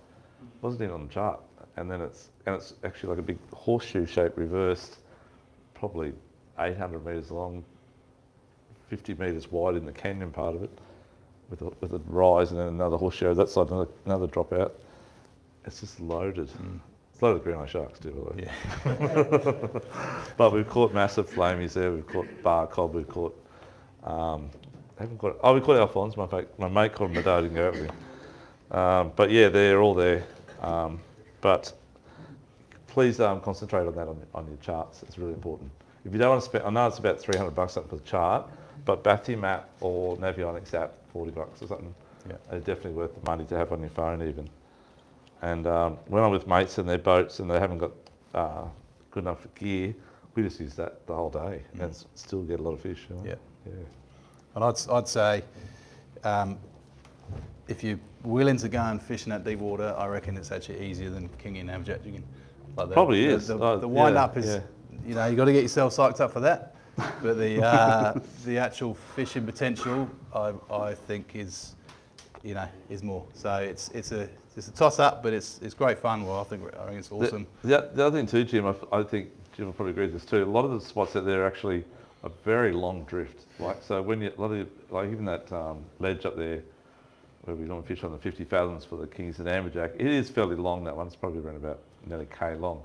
But most spots are like the ones east are only 300 metres, 400 metres, and you go over. It's one drop, go back. Out there, depends on the day and the current, but some of the runs you can do like 1.5 kilometres, 2 kilometres long on average. So you've got the time to actually work the bottom all the way along. Yeah, it's good. But give it a go, guys, and see you go. Yeah. Oh yeah, okay. Last thing to talk about how to jig. Sorry, Doug, Yes, mate. Is there a point? I don't know. Everyone else might have a Yep. question here. At which you switch from high to low to it? Is it a Yeah, there is. So like $50 or- it depends on the unit and what you're using. But 200 kilohertz, I find always has a nicer picture, right? But, or which is like high frequency, so to speak, HF. But I tend to find once you get it around 200 meters, on most good sounders, you're better off changing to low frequency, or low chirp, but the chirp seems to work better at low speed than high speed. So when you're going really slow, real slow. So at high speed, we'll just have it on 50 hertz or 83, whatever the sounder is, low frequency, and then switch to low chirp once we're out there. And low chirp I tend to use, like I said, 300 to 500 or 300 meters plus. I don't know, you, Jim, what is it? So one of the issues I was having with mine, I put in a AMI 175 low and was really struggling with the chirp and was back and forwards with the guys that installed it, and chatted to a few people and they said just put it in fixed frequency. So I just fixed it in 40 kilohertz, game changer. So like, travel? No, when I'm fishing. I was having dramas with it actually. That's what I'm having now. Yeah, no. When I was fishing, it was still wasn't great. I was guessing, particularly if it was choppy. So boats moving, put it in 40 kilohertz. And that's like, in the D, that's mate, yeah. So down to 450, 500 meters, clear as day. So like, no ratio, 40 kilohertz. wow, that's on mine. That's on the Garmin. What are you using Garmin? Yeah. What are you running from? Yeah, going about 275. Yeah. I have the 275. I think you got a 175. I got a 175. Yeah. So mine's through hole. I don't know. It just, Yes. but that. I was really annoyed with it, and then probably the last 2 or 3 months I've changed to low frequency, like game changer. Just now I can see, and I'm confident in what I'm seeing. So give that a go if it's not working properly. Yeah. Just trying to pick up the detail. Yeah, no. Picking up stuff. But Yeah, I was the same. I was like, what's that? Is that, change it over? Now I can see. I'll show you some pictures, mate. It's crisp as. How many guys here don't have a sounder go over 200 meters? Don't have a sounder reach over 200 meters deep with clarity? Yeah, a few of you probably don't. So if you don't, just use the Navionics app, seriously. It's dead set right, spot on your phone. Or if you've got it as a chart on your screen. For those of you that do have it and you're not getting good bottom, how many people who don't have a 1 kilowatt transducer? A few of you don't. So you guys might get out to 300 meters if you're lucky, but you may lose it. You'll pick the bottom up as a faint little line, but once you zoom in, it just disappears. Doesn't work. So I think I have been in a couple of boats that have got not 1 kilowatt, but they got chirp and actually have picked the bottom up not too bad in 300 meters. So GD51 does pretty well down to about 350. it does, mate. Yeah, it's on 600 watts. You just start losing definition of fish, but you can definitely Yeah, see bottom. yeah. All you need to find is that contour. That's all you need to see, the drop, and work the drop. I was just saying, I think if you run your split frequency, one Yep. on each screen. Yeah, that's correct, and yep. see which one's working better. Yep, And which is a good call, Brian. Try that too, mate. Yeah, that's good, mate. Good lower advice. one behind the other, Yep, yep. get the best approach or Yeah, because it's frustrating, but as you were saying, Jim, like in my day, the early days, we never used to use it. That'd be turned off. And we just use contour lines. But things are advanced and you want it to work, and it's frustrating if you can't get it to work properly. You think, oh, I might as well go home, but you don't need to go home. You need to just pull your head in and drop your line down and get into it. And I can't, Dougie said it, if you're going to give it a go, leave your other stuff at home. Just force yourself to jig all day is the only way you're actually going to have any success. The number of people that said, oh yeah, I tried jigging a couple of times and we didn't catch anything. Well, once you nail it, it's awesome. And no more stinky bait in your boat and in your hands, and yeah, best way. I reckon it's cheaper as well because you don't buy bait. Lose lots of jigs, but you get big fish. Yeah, that's yeah, right. Yeah. Have to weigh that one up actually. Yeah. Okay, guys. Also, Jim uses 1.2 kilo, but I use 5 kilos. How to jig a jig that big? Well, what we do is we use an electric reel. So there is gentleman's jigging, gentleman's jigging is slow pitch, but also then there's gentleman's jigging, which is electric reel. So you can jig with most electric reels. So how many people here have electric reels? A few of you do. So they do have a jig function on 90% of them. and the jig function works very good. One of my mates I fish with, Jason, he only uses the jig function, and it amazes me and annoys me the amount of fish he catches on his jig function. Because I'm working my ass off, so I won't do it. He does it all the time, and he just stands back and watches it, and it goes back down again, comes back up, and thinks it's on, you know. And he does really well. So my suggestion is, if you got one, I haven't studied it enough yet because I haven't used the jig function. To be honest with you, I haven't tried to play with it. I will. One day when the current's ripping, I'm going to use a big jig like an 800 gram or something. Yeah. But I haven't used it yet. But yeah, give it a shot. But you need to read up on how to do it. You can actually set on most of like the Beastmaster and Forcemaster and Shimano. I know on those you can actually set the time period that you want it to stall, the pause in between the jigs. You can set the amount of line up, and then you can set an upper limit and a lower limit, so when it gets to 30 metres off the bottom, it drops back down again and does the same thing again. It's very, very good. So you don't have to do anything until you just push the button to wind it up. But it's against our religion, Yeah, right, there's no fun in that. Let's be honest, come on. Yeah, that's right. You got to earn it. There's no sweat in that. No, mate, you got to earn it. Yeah, but for as I get older, it's looking better. But it is true, like Jim was saying before. When the adrenaline cuts in when you get a fish on, you don't even think about the fish coming up and how much hard work it is. It's Masako, do you ready to go, John? You don't even worry about you don't even think that it's got to come up 300 metres, you just want to get that fish up, you know. But when you get it up, then you just probably collapse on the boat for a sec. And you're probably like a big cod in, 300, 350 metres, it's probably going to take you 20 minutes. I was going to say like 30. 20 to 30 minutes, depending on how big it is. Yeah. Like you can't go fast on it because you don't want to pull the hook, obviously. But yeah, when it pops up, you start celebrating it, and it's it's pretty cool when the bubbles come up and you know it's going to be a big one. Yeah. And you get cod in nearly most of your trips, Jim, these days? Yeah, it was funny. We had one when we went out with Chris the other day, and I don't even remember. It was last Tuesday. It was freezing. I think it was the coldest day on record or something. Yeah, 12 degrees or something. It was chucking down with rain. It didn't actually rain, but we were off the Cape, off Cape Morton, and the cod, we got some quite good kingies early on, but the cod and the bass, we were trying to get a bass or a blue eye. They were shut down, and then we found this patch of fonzies and, got a lot of those. Yeah.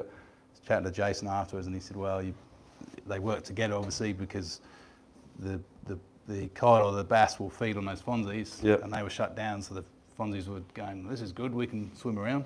Yeah, okay. So it's, it's right, one or the other. Yeah, right. But yeah, once you dial it in, you'll find you'll get, I reckon you get cod most trips if you're starting to go in the right areas. It's a bit of a lucky dip too. Like some of the cod might only be 3 or 4 kilos, and they're really good to eat. Don't get me wrong. Yeah. But there's always a 20 or a 30 kilo jobby in amongst them as well. The first trip I took Chris on with, I think his first drop, he got a 20 kilo bar cod. Like, it's just, well done. If you're in the right area, they're there. Yeah. So it's awesome fun. Oh, good. Awesome, mate. So any questions for Jim before we go to the next level? Yes, my friend. Yes, when you're in deep water, with your sounder, obviously your cone angle's getting lower and Yeah. lower. Yeah. You see a sharp fish, you're assuming you're on top of the fish, you're not 100 metres each side. But how do you go Exactly. about those fish? So Dougie mentioned before, obviously your drift lines. Drift lines, yeah. I'll do a drift. If we've seen a big show and we didn't get anything, I'll just move across either side. But that's one of the I guess the difficulties. Yeah, okay. And some sounders, mine will tell me how big the cone is on the bottom, and you're going, oh gee, that's a lot of fish, but where are they in relation to the boat? So if you keep varying the drift line, my thoughts are you'll pick them up. If they're still there, you're going to eventually get in the right spot. There is a way to do it by driving north-south and driving east-west, but I don't bother. If I can see stuff, I'll drop. So yeah, you just got to keep dropping, and hopefully you'll end up with them. Yeah. So I did a tough test. Works all right. This is the type of thing I'd probably look at maybe using out in a bit deeper water. I meant to show you this. So it's an Oshia 4000 on a P4 rod, but quite a light tip P4. And this one takes up to, I think, around 560 or 600 gram jigs, but that's the element, Ocean's Legacy one. Yeah. Elementus. slow pitch. But yeah, that's the sort of scenario that you'd be using. Yeah, just to show you. So we're going to do just what you're talking about before, mate. We're going to show you, I showed it last seminar, but just how we cross-reference the drifts and work out where the fish are exactly, because as you see on the sounder, we're in 300 metres steep, and your cones, even if you go narrow beam, low frequency, it's still quite wide down the bottom there, right? So you need to nail it, and what you thought was the perfect picture on the bottom where the fish were, as you said, sometimes you drift over and they're not really get the odd fish, but you think, oh, they're not really biting today. Then that's why I always do the next drift over 50 metres, whatever, 20 metres. And I come down the line and think, it shows maybe not as good, but the fish are there, they're on, you know. So they're not where you think they are, a little bit. Do you want to run that back? Do you guys, sorry, do you mind us to hit that, that there, my friend? And do you mind to hit that switch on the floor there, my friend? I'll just quickly show this.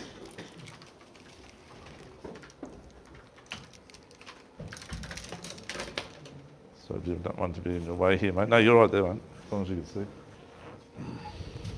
Oops. Do you need to move that back down? I'm just going to sit that between you gentlemen there, if that's okay. Sorry, I've got both, mate. Only overhead in the deep. Overhead in the deep, and then I've got both for like up to about 150. I'm right-handed, but I fish left-handed, so it's quite hard for me to get lefty overheads. So I have got some, but yeah. Do you want to throw that on, Mr. Do you want to throw that under one side? Sure. It's going to go for 10 minutes. That's all right? Oh, yeah. Throw that under that box. That is it. Okay.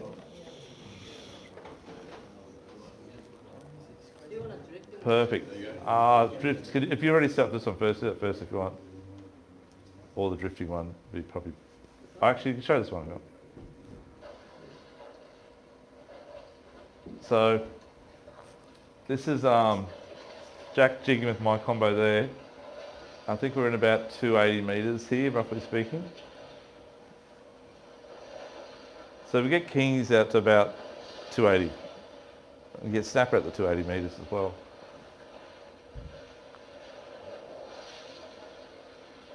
So the jig he's using here is about 300 metres, I think, roughly speaking. Oh, sorry, it's 300 grams, sorry. Oh, 260 metres deep, there you go.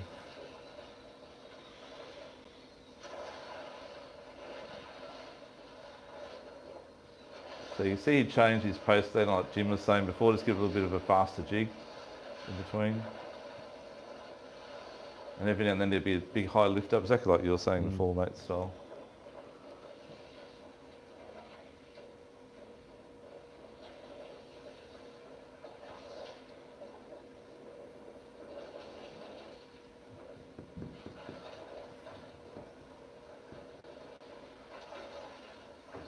So he's dropping it back down again now. Oh, nice fish. That looks a bit better. It's really hard, guys, to drift with electrics and jig for a guy to jig with the electrics. Because they're using like 2 kilos, you're using 400 grams or 500 grams. And their line's always vertical, but yours is always going away. And you're going to back up, but they don't want to back up because their line's going to go the other way. So you're on your own, so you've got to use a heavier jig, like Jim was saying, to be able to fish side by side. This particular day, though, there's a little bit of wind, but there's no current. It's only about, I think, 1 knot.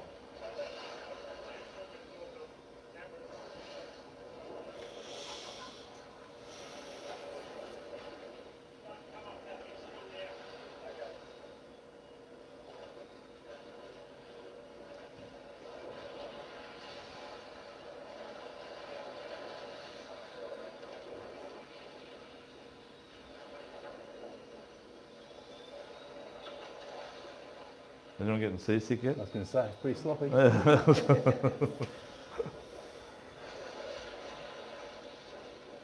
So he's dropping back down again now. So he's working so that top 40 metres up maybe.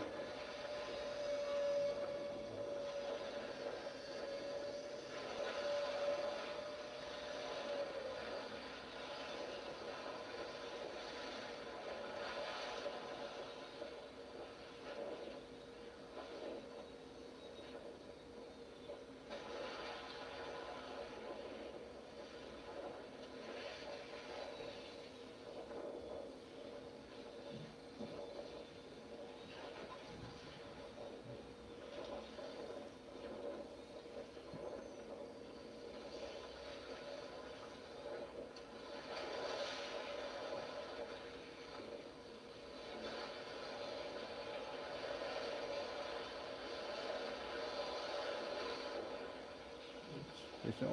Yeah. I think so, yeah.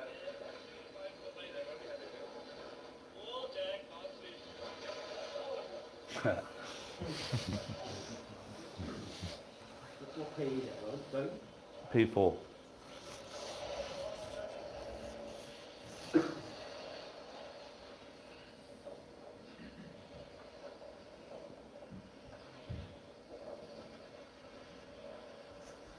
And as you can see, Jack's doing like what Jim was saying, he's keeping his thumb on there. Sort of drag's not set too tight, you can see the line pulling out of now and then, but he just feathers it just to add that little bit more hurt to the fish. Yeah. Oh, it's so hard. Heavy fish though.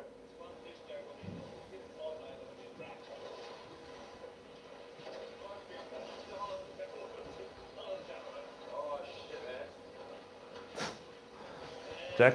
My son Jack's been jigging since he was about 6, and every time we go bait fishing, it doesn't matter what depth we're in, 20 metres or 500, he only jigs. Oh shit. He just,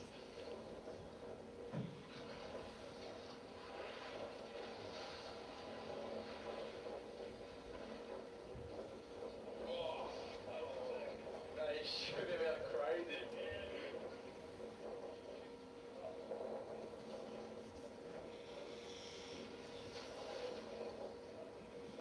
do you get many runs on the cod, like when you're sort of 30, 40 metres up, it'll go back down again, Jim? Yeah, they probably do Yeah. 3 or 4 pretty decent ones. Yeah, okay, yeah.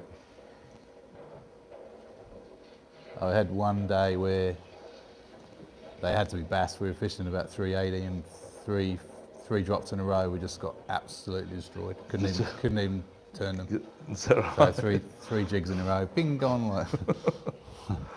Wow.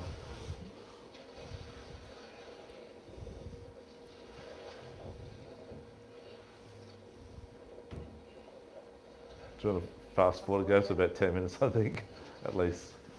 Sorry.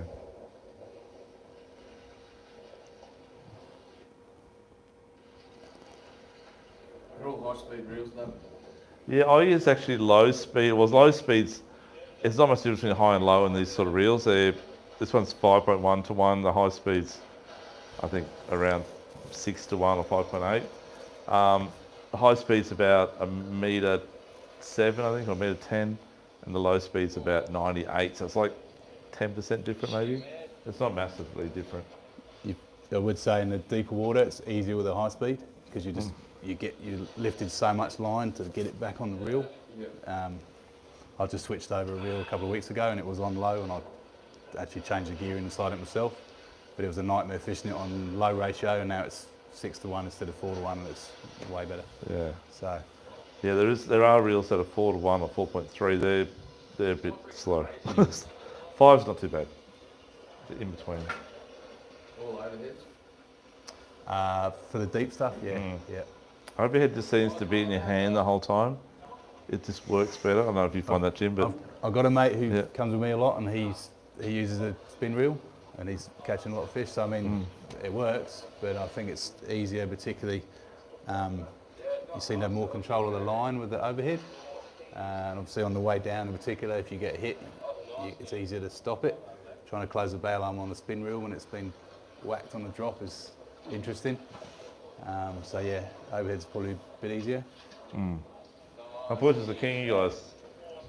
So they're even out there. But the reason I want to show you this is his technique, but secondly, I want to show you this kingy, how it compares to a 100-metre kingy. They're a lot more fatter. So I don't know, how many of you guys eat sashimi? Most of you would, I think. The kingies in the deep water are the best. They're like probably the ones in New Zealand, I guess. They're fat. They're really fat, and the belly's fat, and a bit like me. And they just work really, really good to eat. They're just so nice in comparison.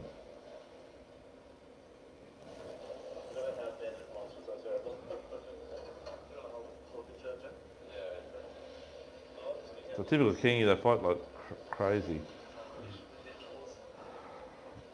But you see the way he's holding up in a sec, how fat it is. The wind is blowing a bit that day. What time of year is that, do you know? That's only about a month ago. May, I think. May or Okay. June. Yeah. Yeah.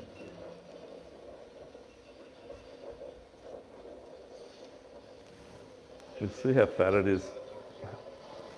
The ones in close are a lot slender, more slender. Yeah. And out. We'll go down to the drifting one, if you don't mind, Mr. Okay, thanks, so. Thanks, Jack.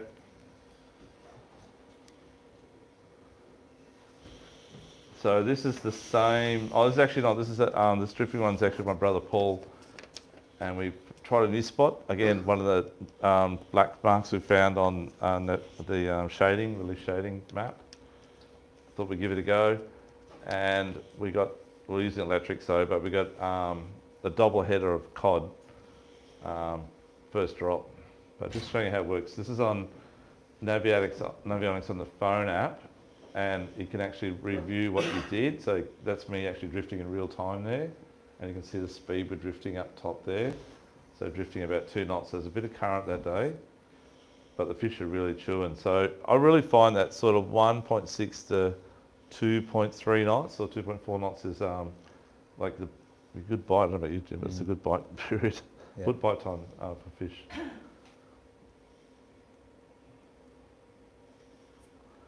So I've done the first drift down there. The second drift I've gone a bit wider.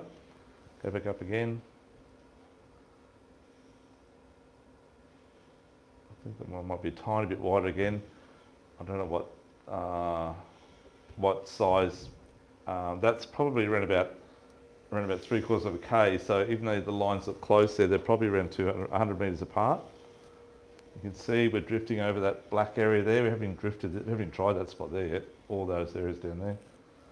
It's all like 20-metre divots, you know, with cod and stuff in them. There's more up top. Yeah, relief shading on Navionics. There's more up there. We haven't tried that yet. And if you look on the picture, it's everywhere. So much bottom out there that's untouched. We pull big flamies this day too. So I've gone back down to the original drift because that's where the fish were on that one there, mate. That actually was pretty well spot on. On the canyons and Tweed, you do much out there? Yeah, lots. Yeah, lots out there. I think Masa's got a picture there. We'll show that in a minute. So we stopped there. That's it. Yeah. So you can look back on the day. I record a lot of my especially good sessions. I record the plot trail, and I know exactly what the current's doing. I sort of know what the wind's doing. So I can see which way. Every now and then I might pull the boat over because see the line zigzag a bit. That's when I've reversed a bit. And you know everything that you've done previously. And if I'm going to go to that spot that next day, I'll go through my plot trails and find which one it was, and I'll just remind myself of how I fished that spot. And you just nail it most times. At the bottom here, I'll just show you this quickly. The other one, sorry. So that's if you want to catch blue eye out here without having to go up top of Point Lookout or Moreton. That's Jim's ground there, and that's Riviera grounds there, Jim's Mountain Riviera. They look like big boulders on the bottom that have landed from outer space. I'm not quite sure what they are, but they're big rocks. That one's about 2 Ks long. That one's about 500 to 800 metres long. Similar width there, maybe 100, maybe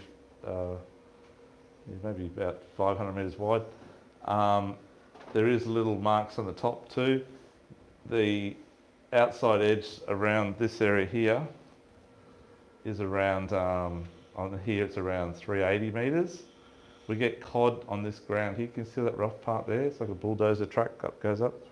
That goes for 20 kilometres and it's fish all the way. It's just, there's so many grounds out here, guys. It's in about 300 metres. That's like really good cod country.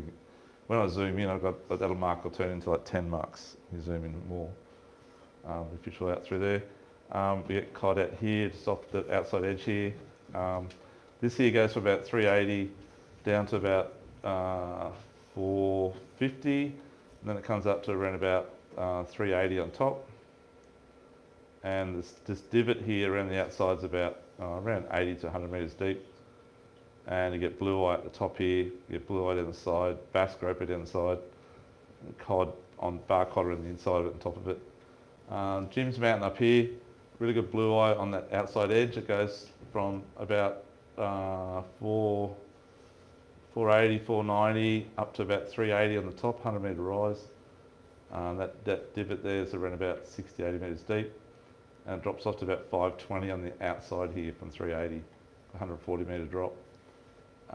And again, you zoom in, I've got marks all over it, but this southeast side here is my favourite area, the blue eye. And then Tweed Canyons is here. So Tweed Canyons is like full on awesome. And that's the area I was talking about earlier, Brody up there, mate. Brody's gone somewhere downstairs. But Tweed Canyons is an amazing place because it's a bit like up Moreton Way, I guess.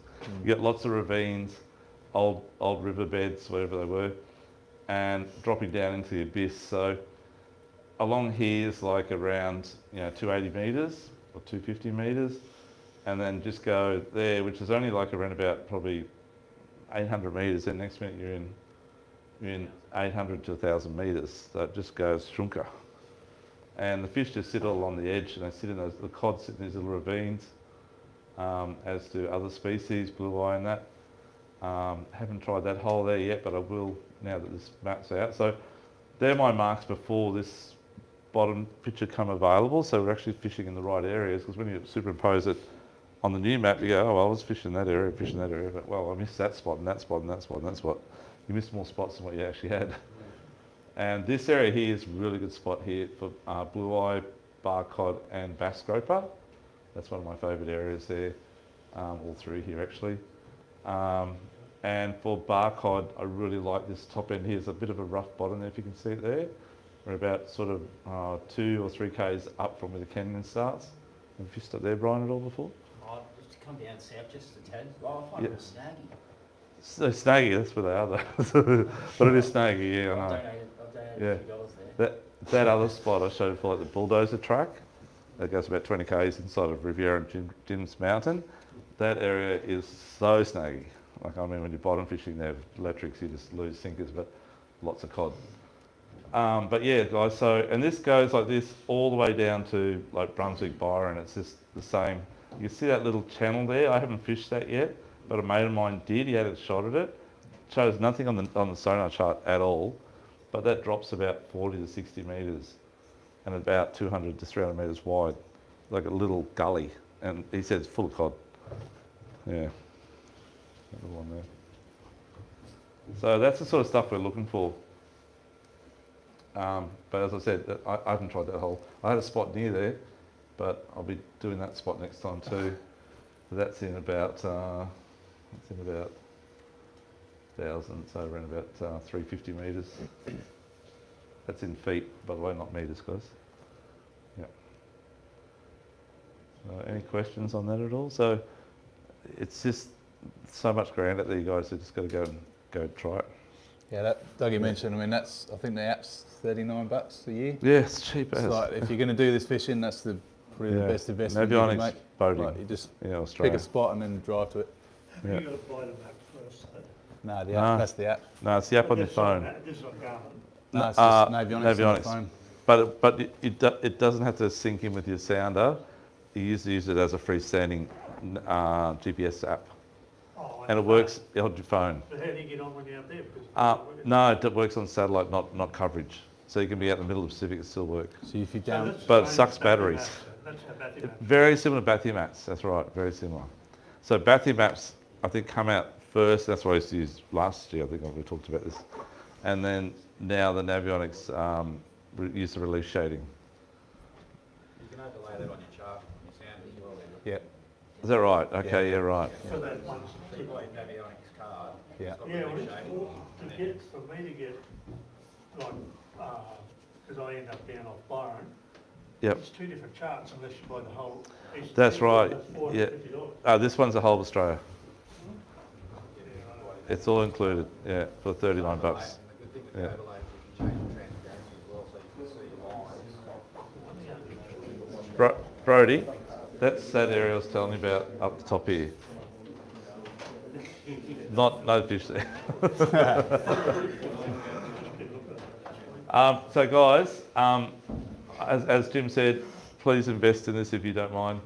$39 and it becomes your fishing Bible. You must have a like a charging port on your boat though, because it sucks the batteries up in about 2 hours or 3 hours. So you can't call home if there's an emergency. You do get good fish though. It's a trade-off. Live on the fish if you get stuck. Any questions on that? Yeah, no. Yes. So you click on that app and then Yeah. see your GPS coordinates come to that? Yeah, so if you want to, say you just use the cursor, you go to that spot right there. Yeah. You just zoom in so it gets more accurate, and then just push like save the spot, like, or marker, put a marker on it. When you put a marker on it, when you zoom out, the marker will stay there, but as you zoom in more and more, the more marks come up, and it'll give you obviously the area. Then you can save your plot trail for the day. So if you're on your mate's boat, you push start, that little button there, and that records for the whole day. And it shows your plot, where you're drifting and everything. So what a lot of guys do, and I'm talking guys that have got like $10 million super yachts, they use like that app on a, and we got it on our boat too, on a mate's boat, on just an iPad, a big iPad, and it's just, there it is, live. So you got a big plotter screen, you know. Yeah. Bang for buck, it's good. Yeah. What sort of sounder have you got, mate? What sort of sounder? Just the HDS alone. Okay, because you can actually export the marks from Navionics directly into Garmin. Yeah, right. So you can put them all in on your phone, and then you can Put it straight. straight across. Should have done that with, I would think, with You probably do. Simrad with Lawrence as well. Yeah, I dare probably think. can. Yeah. Have a Yeah. look. Lawrence got their own app for it. Have they? Ah, Yeah, okay. yeah. Thanks for Sucker. Simrad will do it. Yeah. Yeah, Simrad do it? Yeah, okay. The technology is just amazing, you know. The other things you can do with that too, guys, you can, this is cheating a bit, but some guys don't like having phones on the boat because he's recording stuff, which I understand. I'm the same too. Just want to flick that switch. Thanks, my friend. Cheers. But you could go one further. You can pretend it's turned off, even though you get the plotter on the whole time. And you can take a photo of your, say, hold your fish up and take a photo, and you make it see it's a screenshot, there's a fish on there. But that actually saves the lap, the long, records the fish photo onto the screen for you, and any one time you go back and just click on it and have a look, and tells you everything. Just thought I'd tell you that. No, I've never done it. Okay, gentlemen, any other questions at all? How much is that at all? Not for sale, that one. But actually, believe it or not, one of our customers did put that on the bottom of his deep drop rig with the assist hooks on it. It's got actually hooks down the back of it here, like another point. He got hooked up in the centre one and got a big cod on it. And using that as a sinker. That's 4 or 5 kilos, what it is. How long do you normally run your top set of hooks? Yeah, that's a good question actually. So you don't want them to ever tangle up. How's that sound, top and bottom, if you slow pitch? So if you're running a real short jig, and you, not that we run many on the bottom in close, because there tends to be more wireweed and more stuff to hook up on. And there's not as much of this. It's just like rock, eh? There's not much coral. Although I have pulled up a piece of coral. I fought a piece of coral once on a jig. I thought it was a fish for 20 minutes. Top pair, I'll run one a bit longer and the other one a bit shorter. Yeah, that's the way I do it. That's it. Yep. Nothing on the bottom. Nothing on the bottom. Yeah, so you can run long top, short top. That's right, 100%. Yep. But if you're going to do the slow pitching in the deeper water, as we said, to run another one off the bottom, but probably run shorter ones off the bottom. I know you run short off the bottom. Yeah, short off the bottom, long on the top. Yeah. You can, but you're going to get more chance on the bottom of getting hooked up on the bottom. There's a lot of coral and stuff like that in 100 metres. So, yeah. So yeah, guys, I pulled up like a big coral tree, and that was in 280 metres. I was quite surprised actually. Hard coral too. Yeah, that was amazing. So there is coral out there. Yep. Oh, yeah, okay, draw. Just a couple other things too, guys, just to show you. Little tools that you need. You need jig bags. I just use a lure wrap. You can use whatever you want to use because it's just cheap and easy, but the hooks do get stuck in the webbing, as you might have saw before. There's 1,000 different jig bags down there which you put your jigs into. some have long and short jigs, some have just long jigs, some have short jigs. Depends on which brand it is. Just to store your jigs. Because jigs are heavy and their hooks are sharp and they're just, they tend to slip out of bags and stuff like that because they're heavy, right? So keep them well concealed. There is this bag here that we got, guys, which has no zipper. So we all know what zippers do on bags. You don't get the knife and stabbing it and using that as a zipper. There we are. This one has finally got a bag on the market now without it. They're a good thing too. It doesn't come with the internal ones, trays, but we've got those we can do cheap. Everything's Velcro. So your leader system holding areas, Velcro. The side pockets are all Velcro. Everything's Velcro. And internal you have an area you can actually pull up to keep it fairly watertight as well, which is a really good idea. Those we got on special. We only got 6, I think it is. They're around about around $79. Okay, they're normally about $129. So that's something different to keep your gear in. So if you keep your lure bag in there, sorry, your jig bag and all your bits and pieces, all in one place is a good thing. They're downstairs, and I think that's about all we've got too.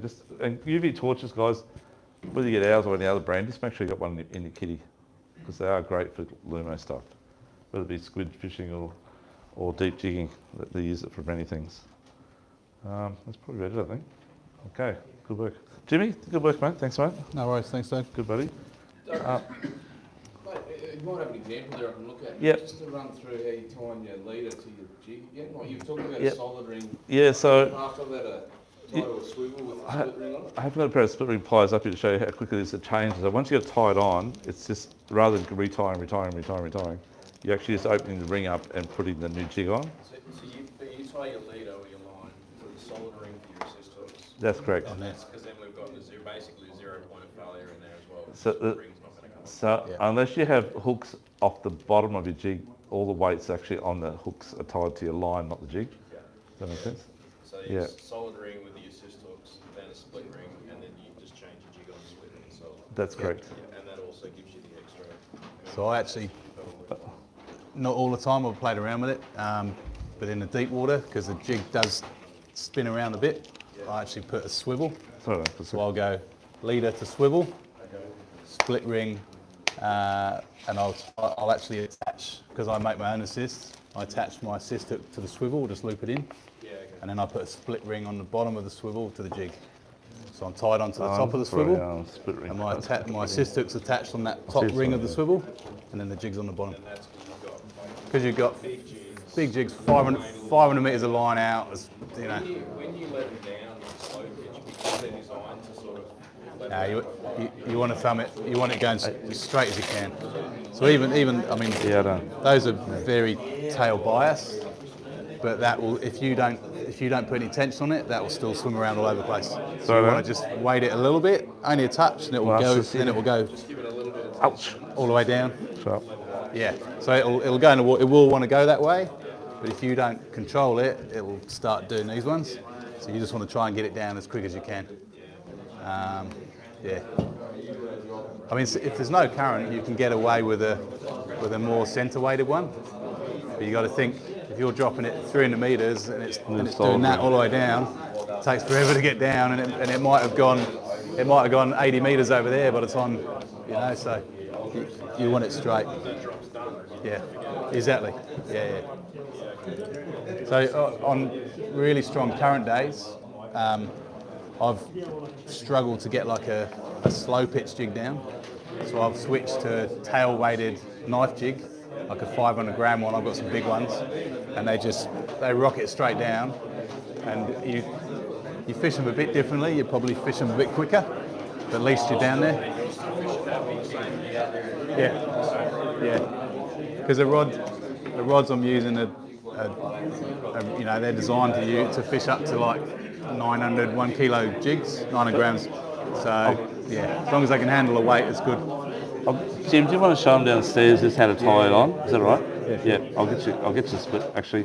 I'll get a solid ring. I don't have it here. I'll get one downstairs, solid ring. I'll get Jim to show you how he does it. Is that all right?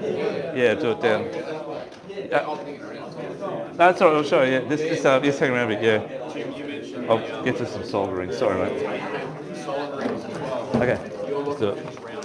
Yeah, so if you look at these, those are actually pretty flat.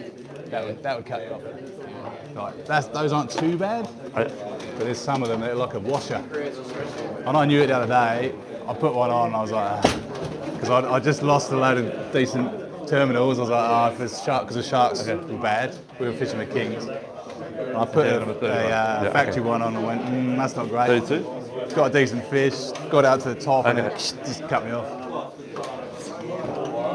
Okay, guys, sorry. We'll do the draw. Sorry, gentlemen. So, guys, sorry it's pretty crowded tonight. We normally don't do this many people, but obviously COVID laws have lapsed a little bit. We did want to do two because we haven't got a chance to do two because next 2 weeks we're busy for 3 weeks. So we squeezed it into one. So we actually have 32 people, including Daniel Halliday, which is not here tonight, but he said he wants to be in an which is part of it. So hopefully you can catch up online with that one. But we'll see how we go. So thank you, Ms. Uckley. Actually, Jim, you can draw the first one, mate. Thank you, sir. 27. 27, which is 27's David Diamond. Oh, David. Good on you, Dave.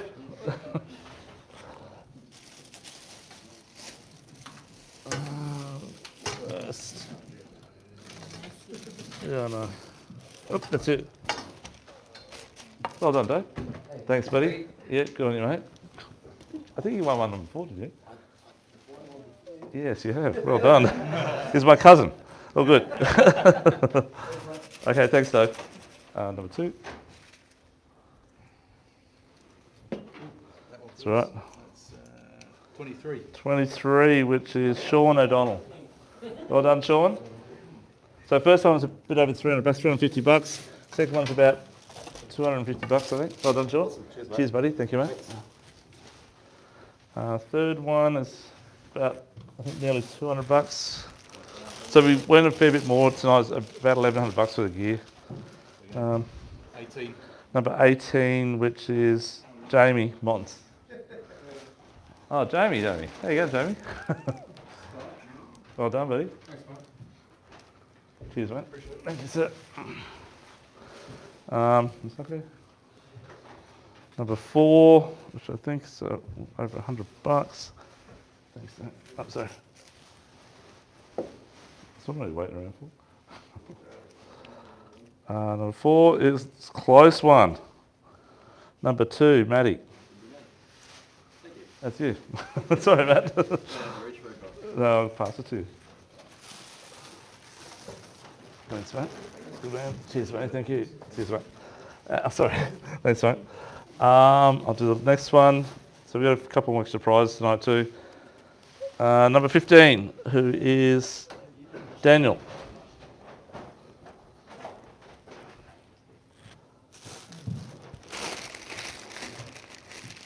I think it's still around 50 or 70 bucks worth. Well done, Dan. Cheers, mate. Next one. Oh, we got 2 of this one first. 20, a little high. 25. Tony.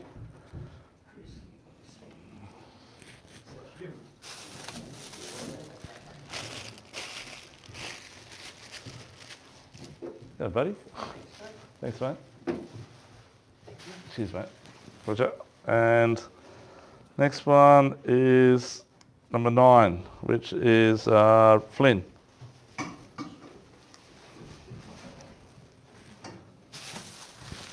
Cheers, buddy. Good on you, mate. Well done, mate. Thank you, sir. And 2 little ones to go. We're down the dreads now, guys. Sorry, guys. 17, James Nichols, sorry. Well done, James. Getting down the bottom end, mate, but it's still better than nothing. Cheers, mate. Thank you. And last one, the 9th one, is number 14, which is Rowan.